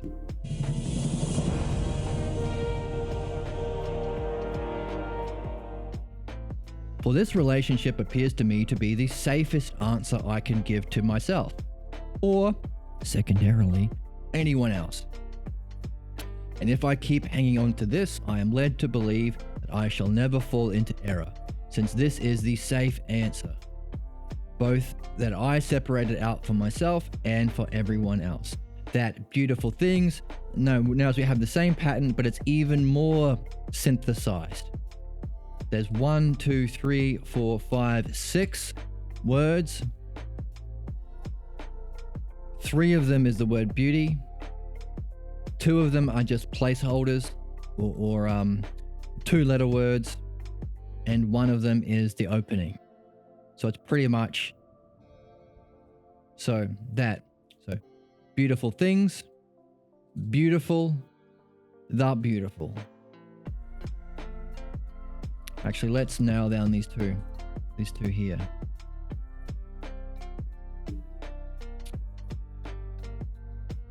Because I suspect, because of its the beautiful way in which it's being written, the simplicity and the repetition and the harmony of its parts, I recognize there's a kind of beauty in that sentence about beauty.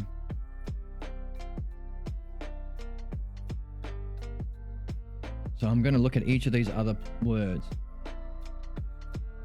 The. Okay, so ta is the.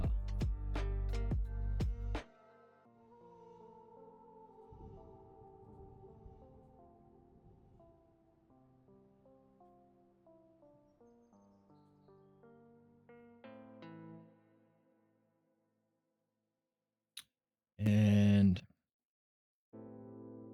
the beautiful are beautiful by, let's get this word,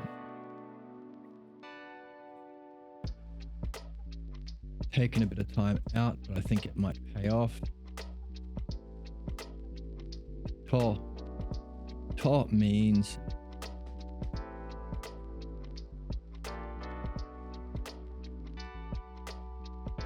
again a different version of the word which is the. So 2 variations of the word the, and the first word is ta, and ta are variations of the. Those more experienced at Greek can maybe in the chat share the differences between ta and ta. And the final word that's not beauty is oti. And oti means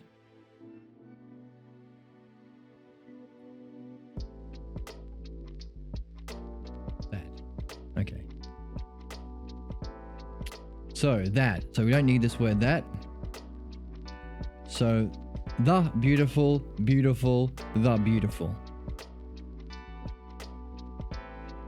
Now what about that for a language? Is that a beautiful language? Is that a beautiful way of thinking? The beautiful, beautiful, the beautiful. Or that the beautiful become beautiful or are beautiful. The beautiful. So it's pretty much beautiful, beautiful, beautiful. That the beautiful, beautiful, the beautiful. In English, that beautiful things are beautiful by the beautiful. Beautiful, beautiful, beautiful. So that's a pattern. Are there any other parts of philosophy where you can say the thing, the activity, and the cause are the same word to the point where you can say food, fooding, food. If the word for eating was food, if the thing eating it was food, and the thing being eaten was food, you could say food, fooding, food. Beauty, beautiful, beauty. Or beauty, beauty, beauty.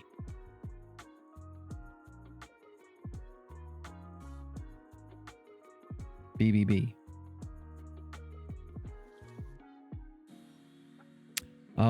Okay. Right. So, not sure, but that is itself a beautiful sentence. There's repetition, there's symmetry, there's balance, there's simplicity, simple-mindedness. And the fact that we can recognize beauty in a sentence about beauty might be significant. Are we made more beautiful things, beauty, by recognizing the beauty in this sentence about the beautiful? Does that work? Are we becoming our souls or minds more beautiful by recognizing the beauty in this sentence about beauty? Are we, and if we are becoming more like it, are we, therefore, can we call ourselves beauty? Through likeness? Therefore, can we say beauty, beauty, beauty? By us as beautiful minds, recognizing through our art of the logos the beauty in the sentence about the beautiful? Or we may being made beautiful through the logos by recognizing there's a beauty in this logos, in the sentence, about the logos, the idea of beauty. So our beautiful logos, recognizing the beautiful logos about the logos of beauty. The logos of beauty, logos meaning the understandability and the knowability, both. So we are understanding the beautiful and understanding that it's beautiful self, so it has being and understanding. So therefore, by our exercise of beautiful logos, we can see there's a beautiful logos, beautiful sentence, beautiful language, about the logos of beauty, the knowability as self-beauty and the understandability. So we could say, we are beautiful logos, doing beautiful logos about the logos of beauty. Is that cool? What does Owen say? Wow. Wow. Wow. Wow. Wow. Wow. Wow. I think so too.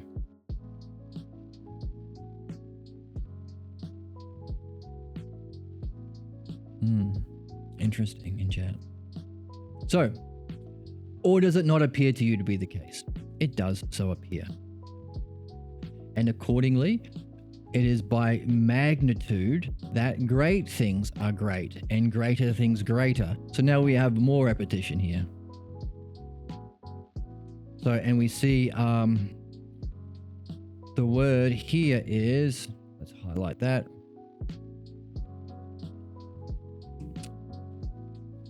Translating it now.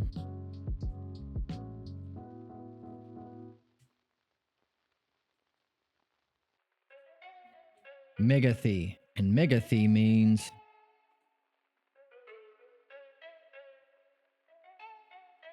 megathe has the meaning, the singular of megathos, which means greatness. Of course it does. So, megathos.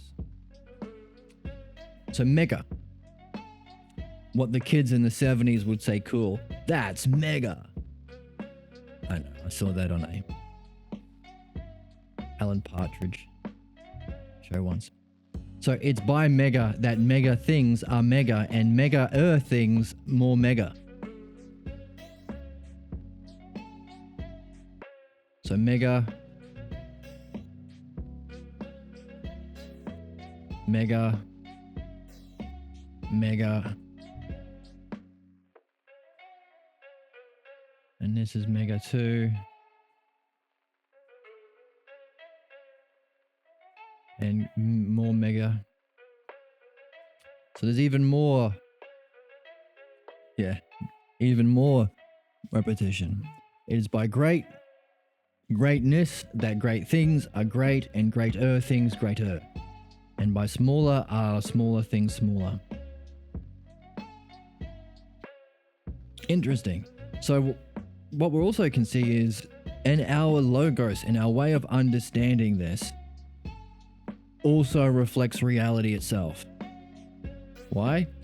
Well, there are many beautiful things. Therefore, there must be a cause. That can't be a thing. So beauty itself, metaphysically, is the cause for beautiful things. So too, this idea of magnitude or greatness, magnitude is a translator's version, so greatness. Greatness makes great things great and greater things greater.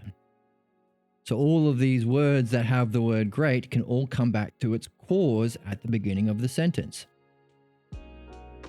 These two words just mean and then, and accordingly. The start of the sentence, the subject, has the effect on all of the divisions of the sentence. So even within the sentence, we can see the dialectic playing out. The definition demonstrating itself in all of its divisions that we are being asked to synthesize and unify together. So you could say, well, the whole text is about the dialectic. The whole text follows the dialectic. In each of the parts of the conversation Socrates has, he uses the dialectic. But we can also say within each sentence, maybe, or within these key sentences at least, we can see the functioning of the dialectic. So if the dialectic is a universal paradigm, he is artfully using it in the way he talks, which is fascinating. The subject, definition, greatness, demonstrates itself towards great things, divides it up, creates divisions of greater and more greater, greatness and greater, and less great, I suppose. Isn't that interesting? Definition, demonstration, division. Dialectic. And smallest that makes lesser things lesser. So he's talking about cause, and the cause is in self-being. Yes. Accordingly, then, neither should you accept the logos if anyone told you that one person is taller by a head and shorter is shorter by the same measure. We might say a foot. You're taller by a foot and he's shorter by a foot, because that's the same measure. Notice, smallness makes things smaller, greatness makes things greater. Not the same thing. Hot doesn't make things cold. And you would solemnly protest that you mean nothing else than that every great thing is greater by nothing else than greatness, and is greater by this through greatness. And the lesser is lesser by nothing else than smallness. And through this, it is lesser, through smallness. By fearing, I suppose, what the opposing logos may counter to you. If you declared someone to be greater or lesser by a head or a foot, first of all, The greater is greater and the lesser is lesser by the same measure. This is the counteract. This is the counter argument to people who use physical things or physical measurements as a way to understand causes. The greater is greater by a foot, which is small. And this would be truly monstrous, namely, that the thing is made great by something that is small. If a foot is only a short, if you have a person who's a foot tall, you call them short. Then how can you say you're taller by a foot? A foot makes you taller than someone else, because a foot is quite small. So how can something be made tall by something that is small? Or would you not be afraid of this? Laughing. Seabees said, I would indeed be afraid of this counter-argument. Is it not the case, then, that you should be afraid to say that 10 is more than 8 by 2, and that this is the cause of excess, but not by multitude through multitude? Okay. Multitude is a bit foreign to me. So I'm going to do this thing that we've been doing all day today, which is looking it up. And you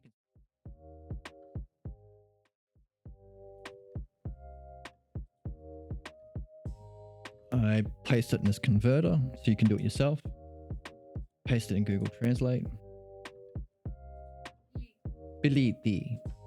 Put it in Wiktionary. Biliti.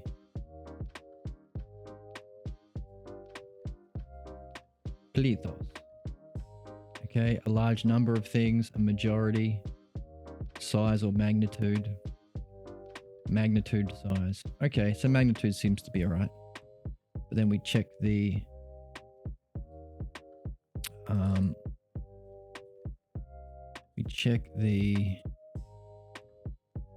this thing here, whatever it's called, the lexicon, and okay, try this one. Oh.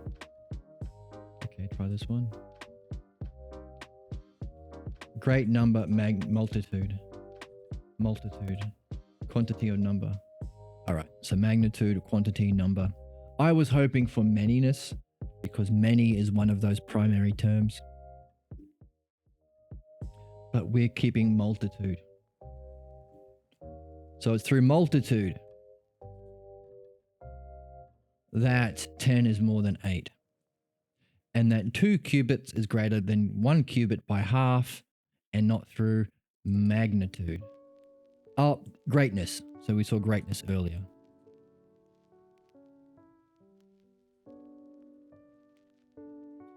So number has a cause called multitude, and being bigger has a cause called greatness.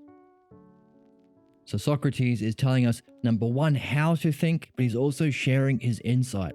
So one of the things that people who claim to be wise and knowing say is, oh, there's no realm of being. There's no objective truth. It's all in the eyes of the observer. And likewise, there's no understanding of it. And one of the arguments they use is, well, nobody's experienced it and come back to tell us all about it. Nobody's gone to the afterlife and come back to tell us about it. Well, this is an example of that. Number one, he's telling us how to reason, because we need to learn the art of the logos, but he's also sharing his understanding of his experience of being dead, which is the practice of philosophy, by the way. So he's probably done it a lot. He might have even done it in the beginning of this conversation. Contemplation on the self. So it's literally helping us. Like, this is what's there. By the way, you think things in the physical world are many because of 2? No. Because of the aspect of reality called multitude that reflects its shadow in the realm of becoming. Physical. It's a principle that you can know. By the way, why are things greater than, not by a meter or a foot or a head, do things greater than other, but by greatness. One of the aspects, because I have been experiencing it often, my whole life, probably. Well, after he met Parmenides, at least. And I've been developing the art of the logos, so I'm not just experiencing it, I'm understanding it. In fact, it's my understanding, dianoia, directed towards that level of being that allowed me to access it. That's the mysterious yoga of the soul, separating the soul from the body, which is death. So now I'm conveying my experience, noesis, and my understanding, dianoia, in a way that can benefit you by teaching you how to do both. Teaching you of the experience, noesis, and teaching you how to understand it, dianoia. The art of the logos requiring both. So whenever anyone says, oh, nobody's come back from the dead to tell us about it, say, you don't know if there's a heaven, or if it's a Muslim heaven, or if it's a Mormon heaven. You can never know, so everyone should just believe whatever they want and then teach their kids and then make laws for the country and then invade based on their own beliefs, because you can't know. You say, well, actually, you need to read the Phaedo. There's a dude named Socrates who says that you're supposed to know. That's why we're here. And understand it. And pass it on to others. Using the dialectic for all three. And that's called the art of the logos.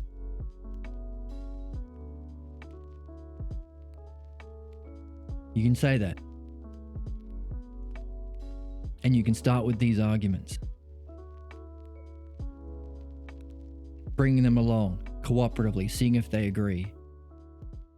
If they agree that, yeah, okay, it's not by a meter that something is tall, because that you could say the same argument, it's a meter that you're smaller. There must be a principle called multitude existing in this world that has to have its cause somewhere else. And beauty, if there are beautiful things, there must be a cause of the many. The multitude of beautiful things making something more or less beautiful. The multitude of beautiful things. We have a counter to those people. Just like he's saying, hey, there's a counter to people who say, oh, it's two that makes something greater. Because no, you could say take two away, two makes things lesser. Well, how can you be taller by a foot if a foot's quite small? How can hot make things cold? Hopefully they'll be like, okay, I'm with you. So maybe you can experience the afterlife. And if Socrates is not an idiot, maybe we're supposed to. And you can do it through understanding. And maybe having this kind of conversation is the way of practicing and developing that conversation.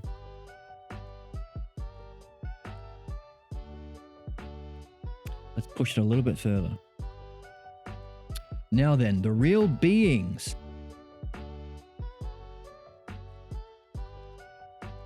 Both those that are properly so-called and those that possess their name, such as those that are intelligible and those that are perceptible. Okay, so this is another key distinction. Notice, those that are sensible and perceptible are those that, drumroll please,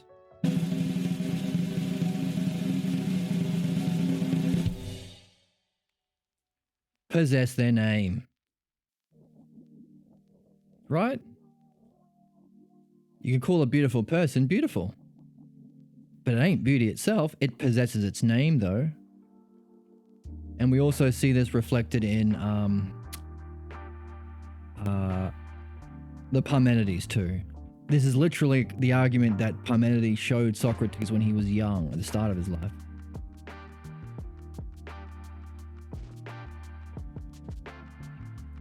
The intelligible are properly so-called. So when you say something's beauty, no, they're not properly using the word. It just has the same name. In fact, in the opening, a little bit of a teaser for that series that you can check out on YouTube, Parmenides outlined 4 different ways of understanding why things have the name. All of them had their own internal logic. Socrates didn't know what to agree with. But now that we're learning more about the dialectic, maybe we can see, oh, that's why Parmenides says, hey, do you think this? beautiful things have their name, but they're not connected to beauty itself?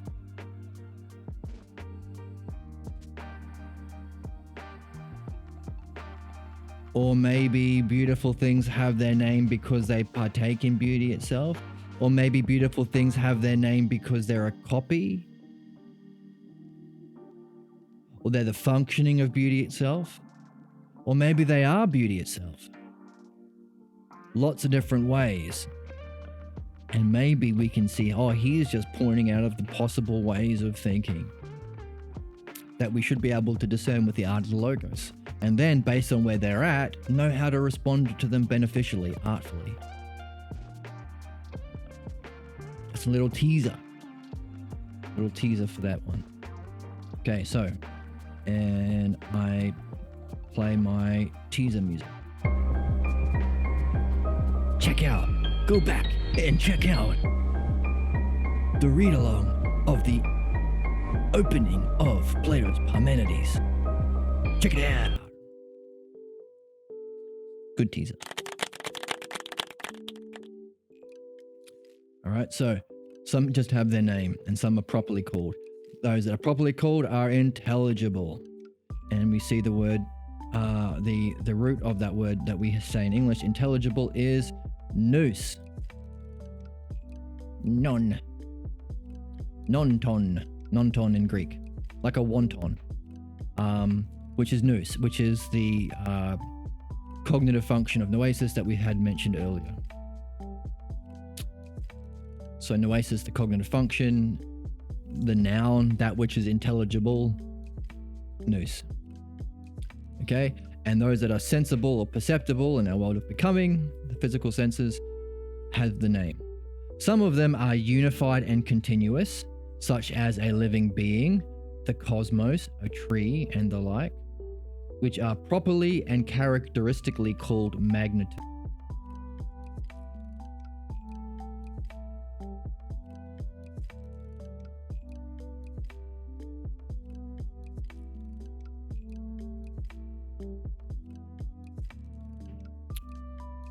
Bless me. Others are discontinuous and also in side-by-side arrangement, as if they were in heaps, called multitudes. Okay, so now he's distinguishing, like a flock or a people or a heap or a chorus and the like. So now he is demonstrating or dividing maybe these two words. Or maybe this is his defining of these two words that he mentioned earlier.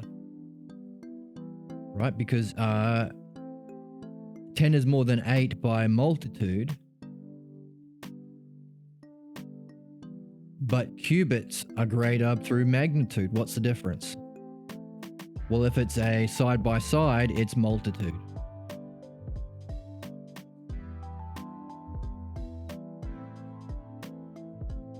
If it's a continuous, like height or maybe area, cubits,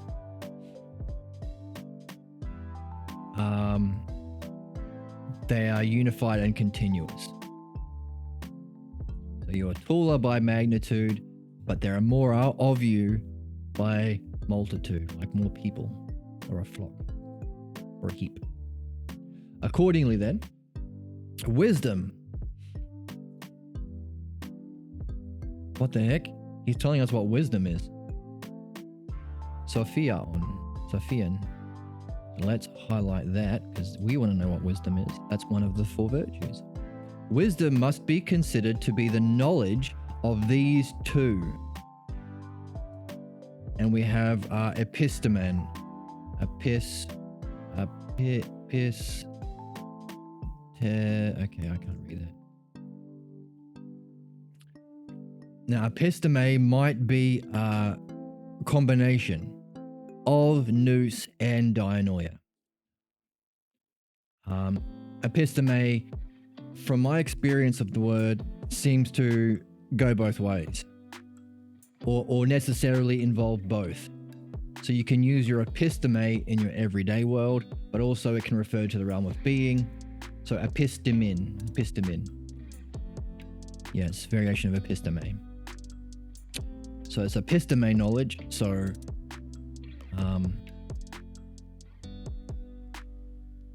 it's not just the experience and noesis, it needs to be some sort of understanding so you can use it as a knowledge of these two ideas. Since all multitude and greatness are necessarily by the nature of selves unlimited. Okay, now we have another key term, unlimited. We can recognize it's a key term from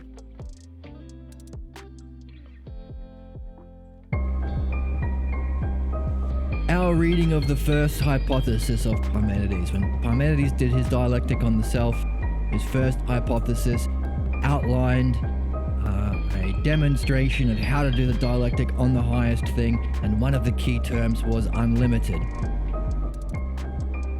So, this is a teaser and trailer for going back and reading along the first hypothesis of Parmenides.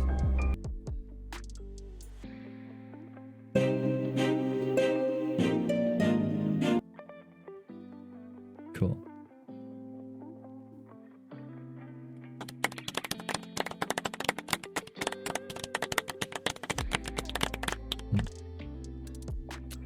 So we recognize there is something significant about there. So, all multitude and greatness are necessarily by the nature of selves unlimited.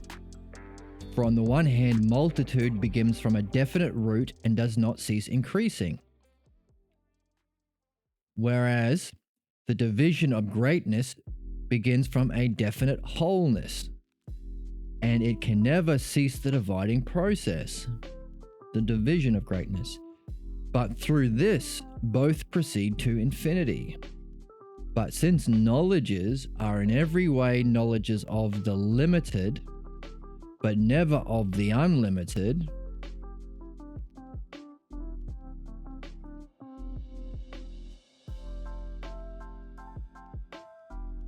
surely it has come to light that neither could a knowledge dealing with either absolute greatness nor with absolute multitude could ever be formulated. For each one is indefinite by itself, such as magnitude towards the more, and greatness towards the less. Therefore, a knowledge must arise to deal with something set apart from both of them, such as the knowledge to deal with quantity set apart from multitude, whereas the knowledge to deal with magnitude set apart from greatness.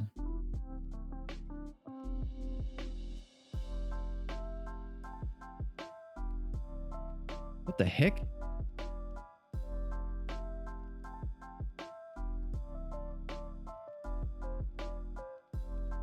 What the heck is going on here? That seems a bit deep for our friend Seabees.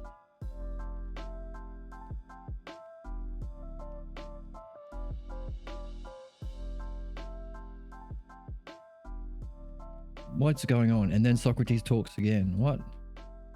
Oh, okay. I got screwed up. Okay, so this isn't from the text. This is a Nicomacheus of Gerasa, Introduction to the Arithmetic, by Book 1. Okay, so I don't know who this guy is. I don't know what this book is, but this wasn't in the text.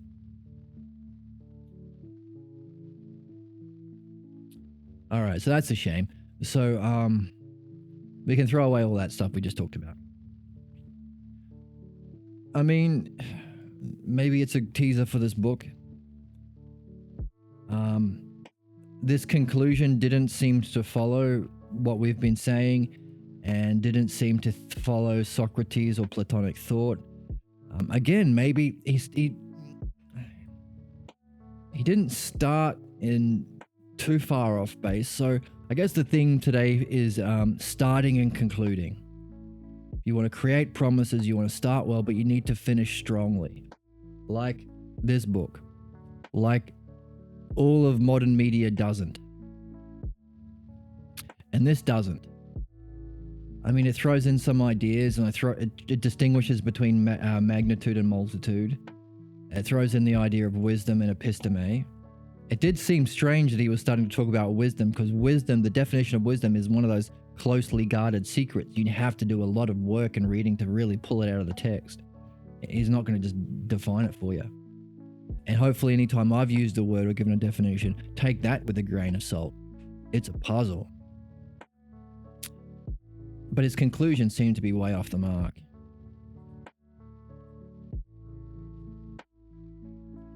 So again, the theme for today, starting strong, finishing strong. And what way does Socrates finish? That could be a question. If this guy, Nicomacheus of Gerasa, didn't finish strong, if the Wachowski brothers or sisters who wrote The Matrix didn't finish strong, if the Marvel movies didn't finish strong, they just started with promises and they showed the gun in the first act, it didn't go off in the third. Does Socrates finish strong? Because we are looking to this as the ideal of storytelling, of the ideal hero, of the ideal hero's story. Can he save the world, really? Or does he just promise that? How does he finish? And if he has to pass it on, does he require us to really finish the text? He's not baby feeding us. Is it written in a way that if we match him, we can finish strong? And is that the strongest way of writing? We left off by him just saying 2 is greater by multitude.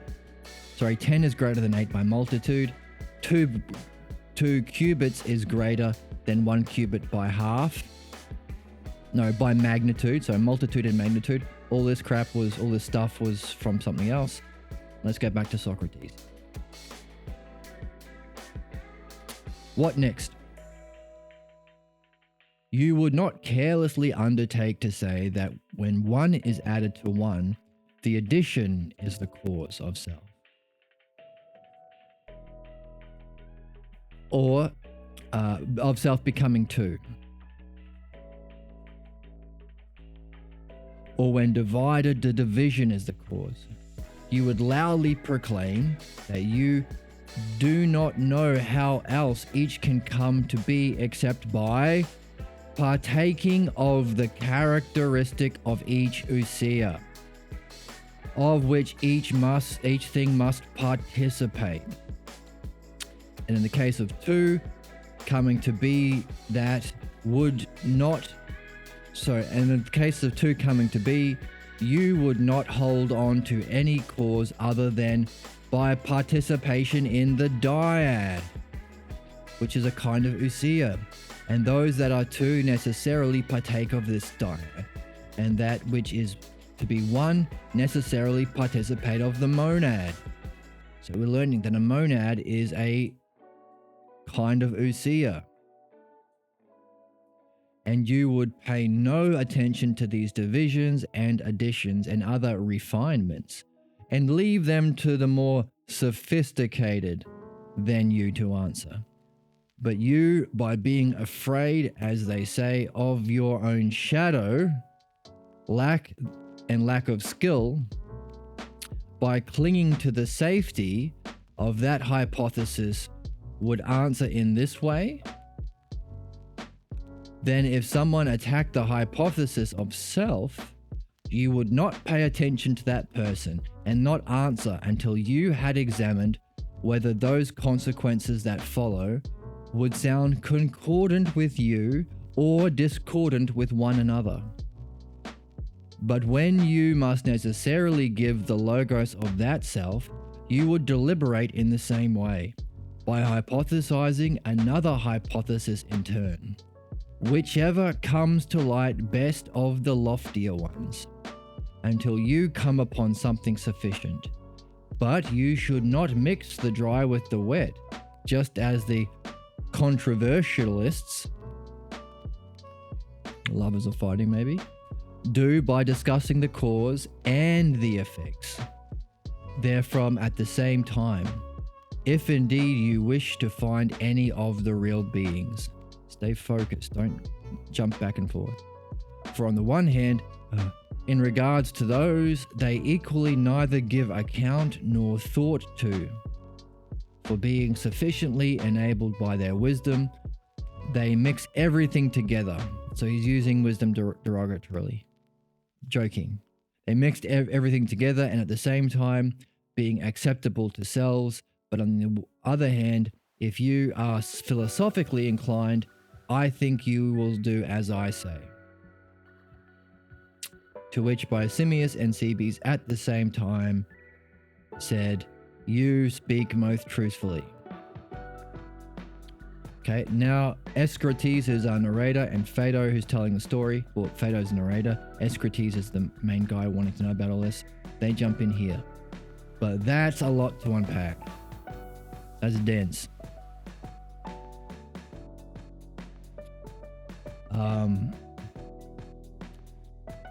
So he's giving us a few things. Staying on track, don't mix the dry with the wet, don't go from cause to the effects at the same time. Nail down the cause first or the effects first, whatever, but don't mix it up. This is how to think clearly, in the art of the logos. You want to find the real beings. You have to create a hypothesis that seems most lofty. When we do our dialectic, use your highest understanding or your highest vision or your highest idea or hypothesis of what might explain that. Test that. And then if you can come up with another one, test that too. Test a lot of them. Hypothesize another in turn. Whatever comes to light as best through your hypotheses. So the start of each dialectic is a hypothesis. From yourself. So it has to come from yourself, the hypothesis of self. So has to come from yourself as great as you can make it.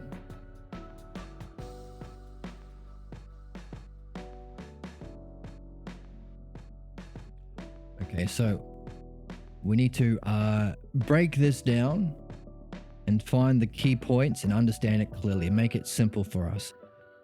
Don't make it too complicated.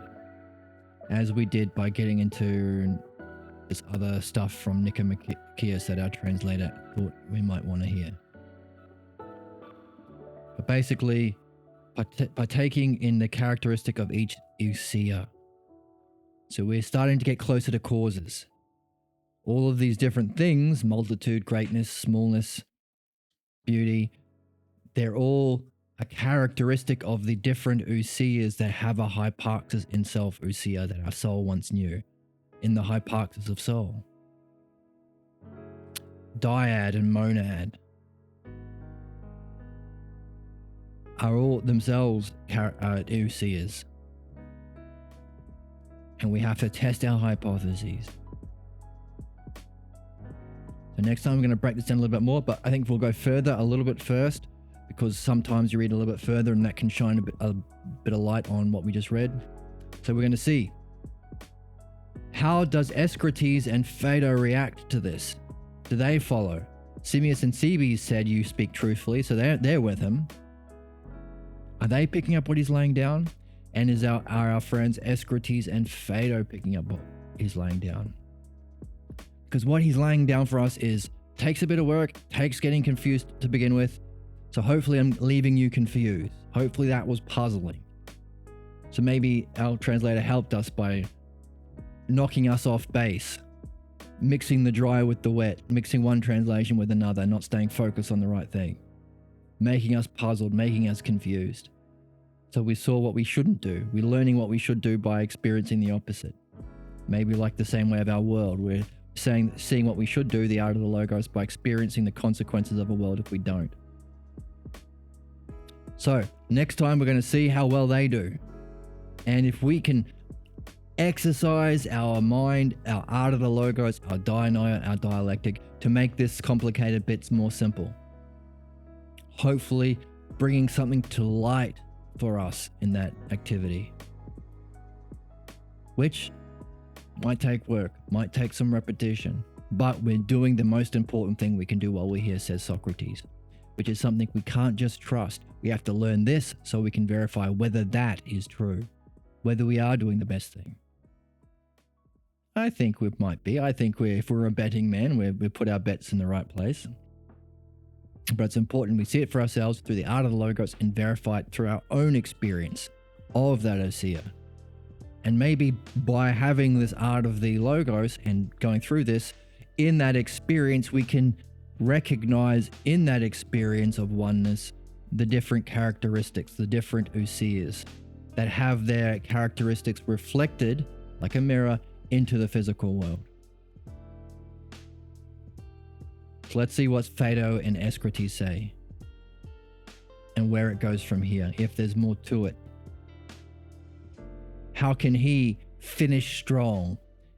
The Phaedo has given us a lot of promises, particularly 60% of the way through, where he promised, I need to pass on the art of the Logos, otherwise I'm not going to be a true hero. I'm going to be a bee that leaves behind a bee sting when I die. I don't want to be that.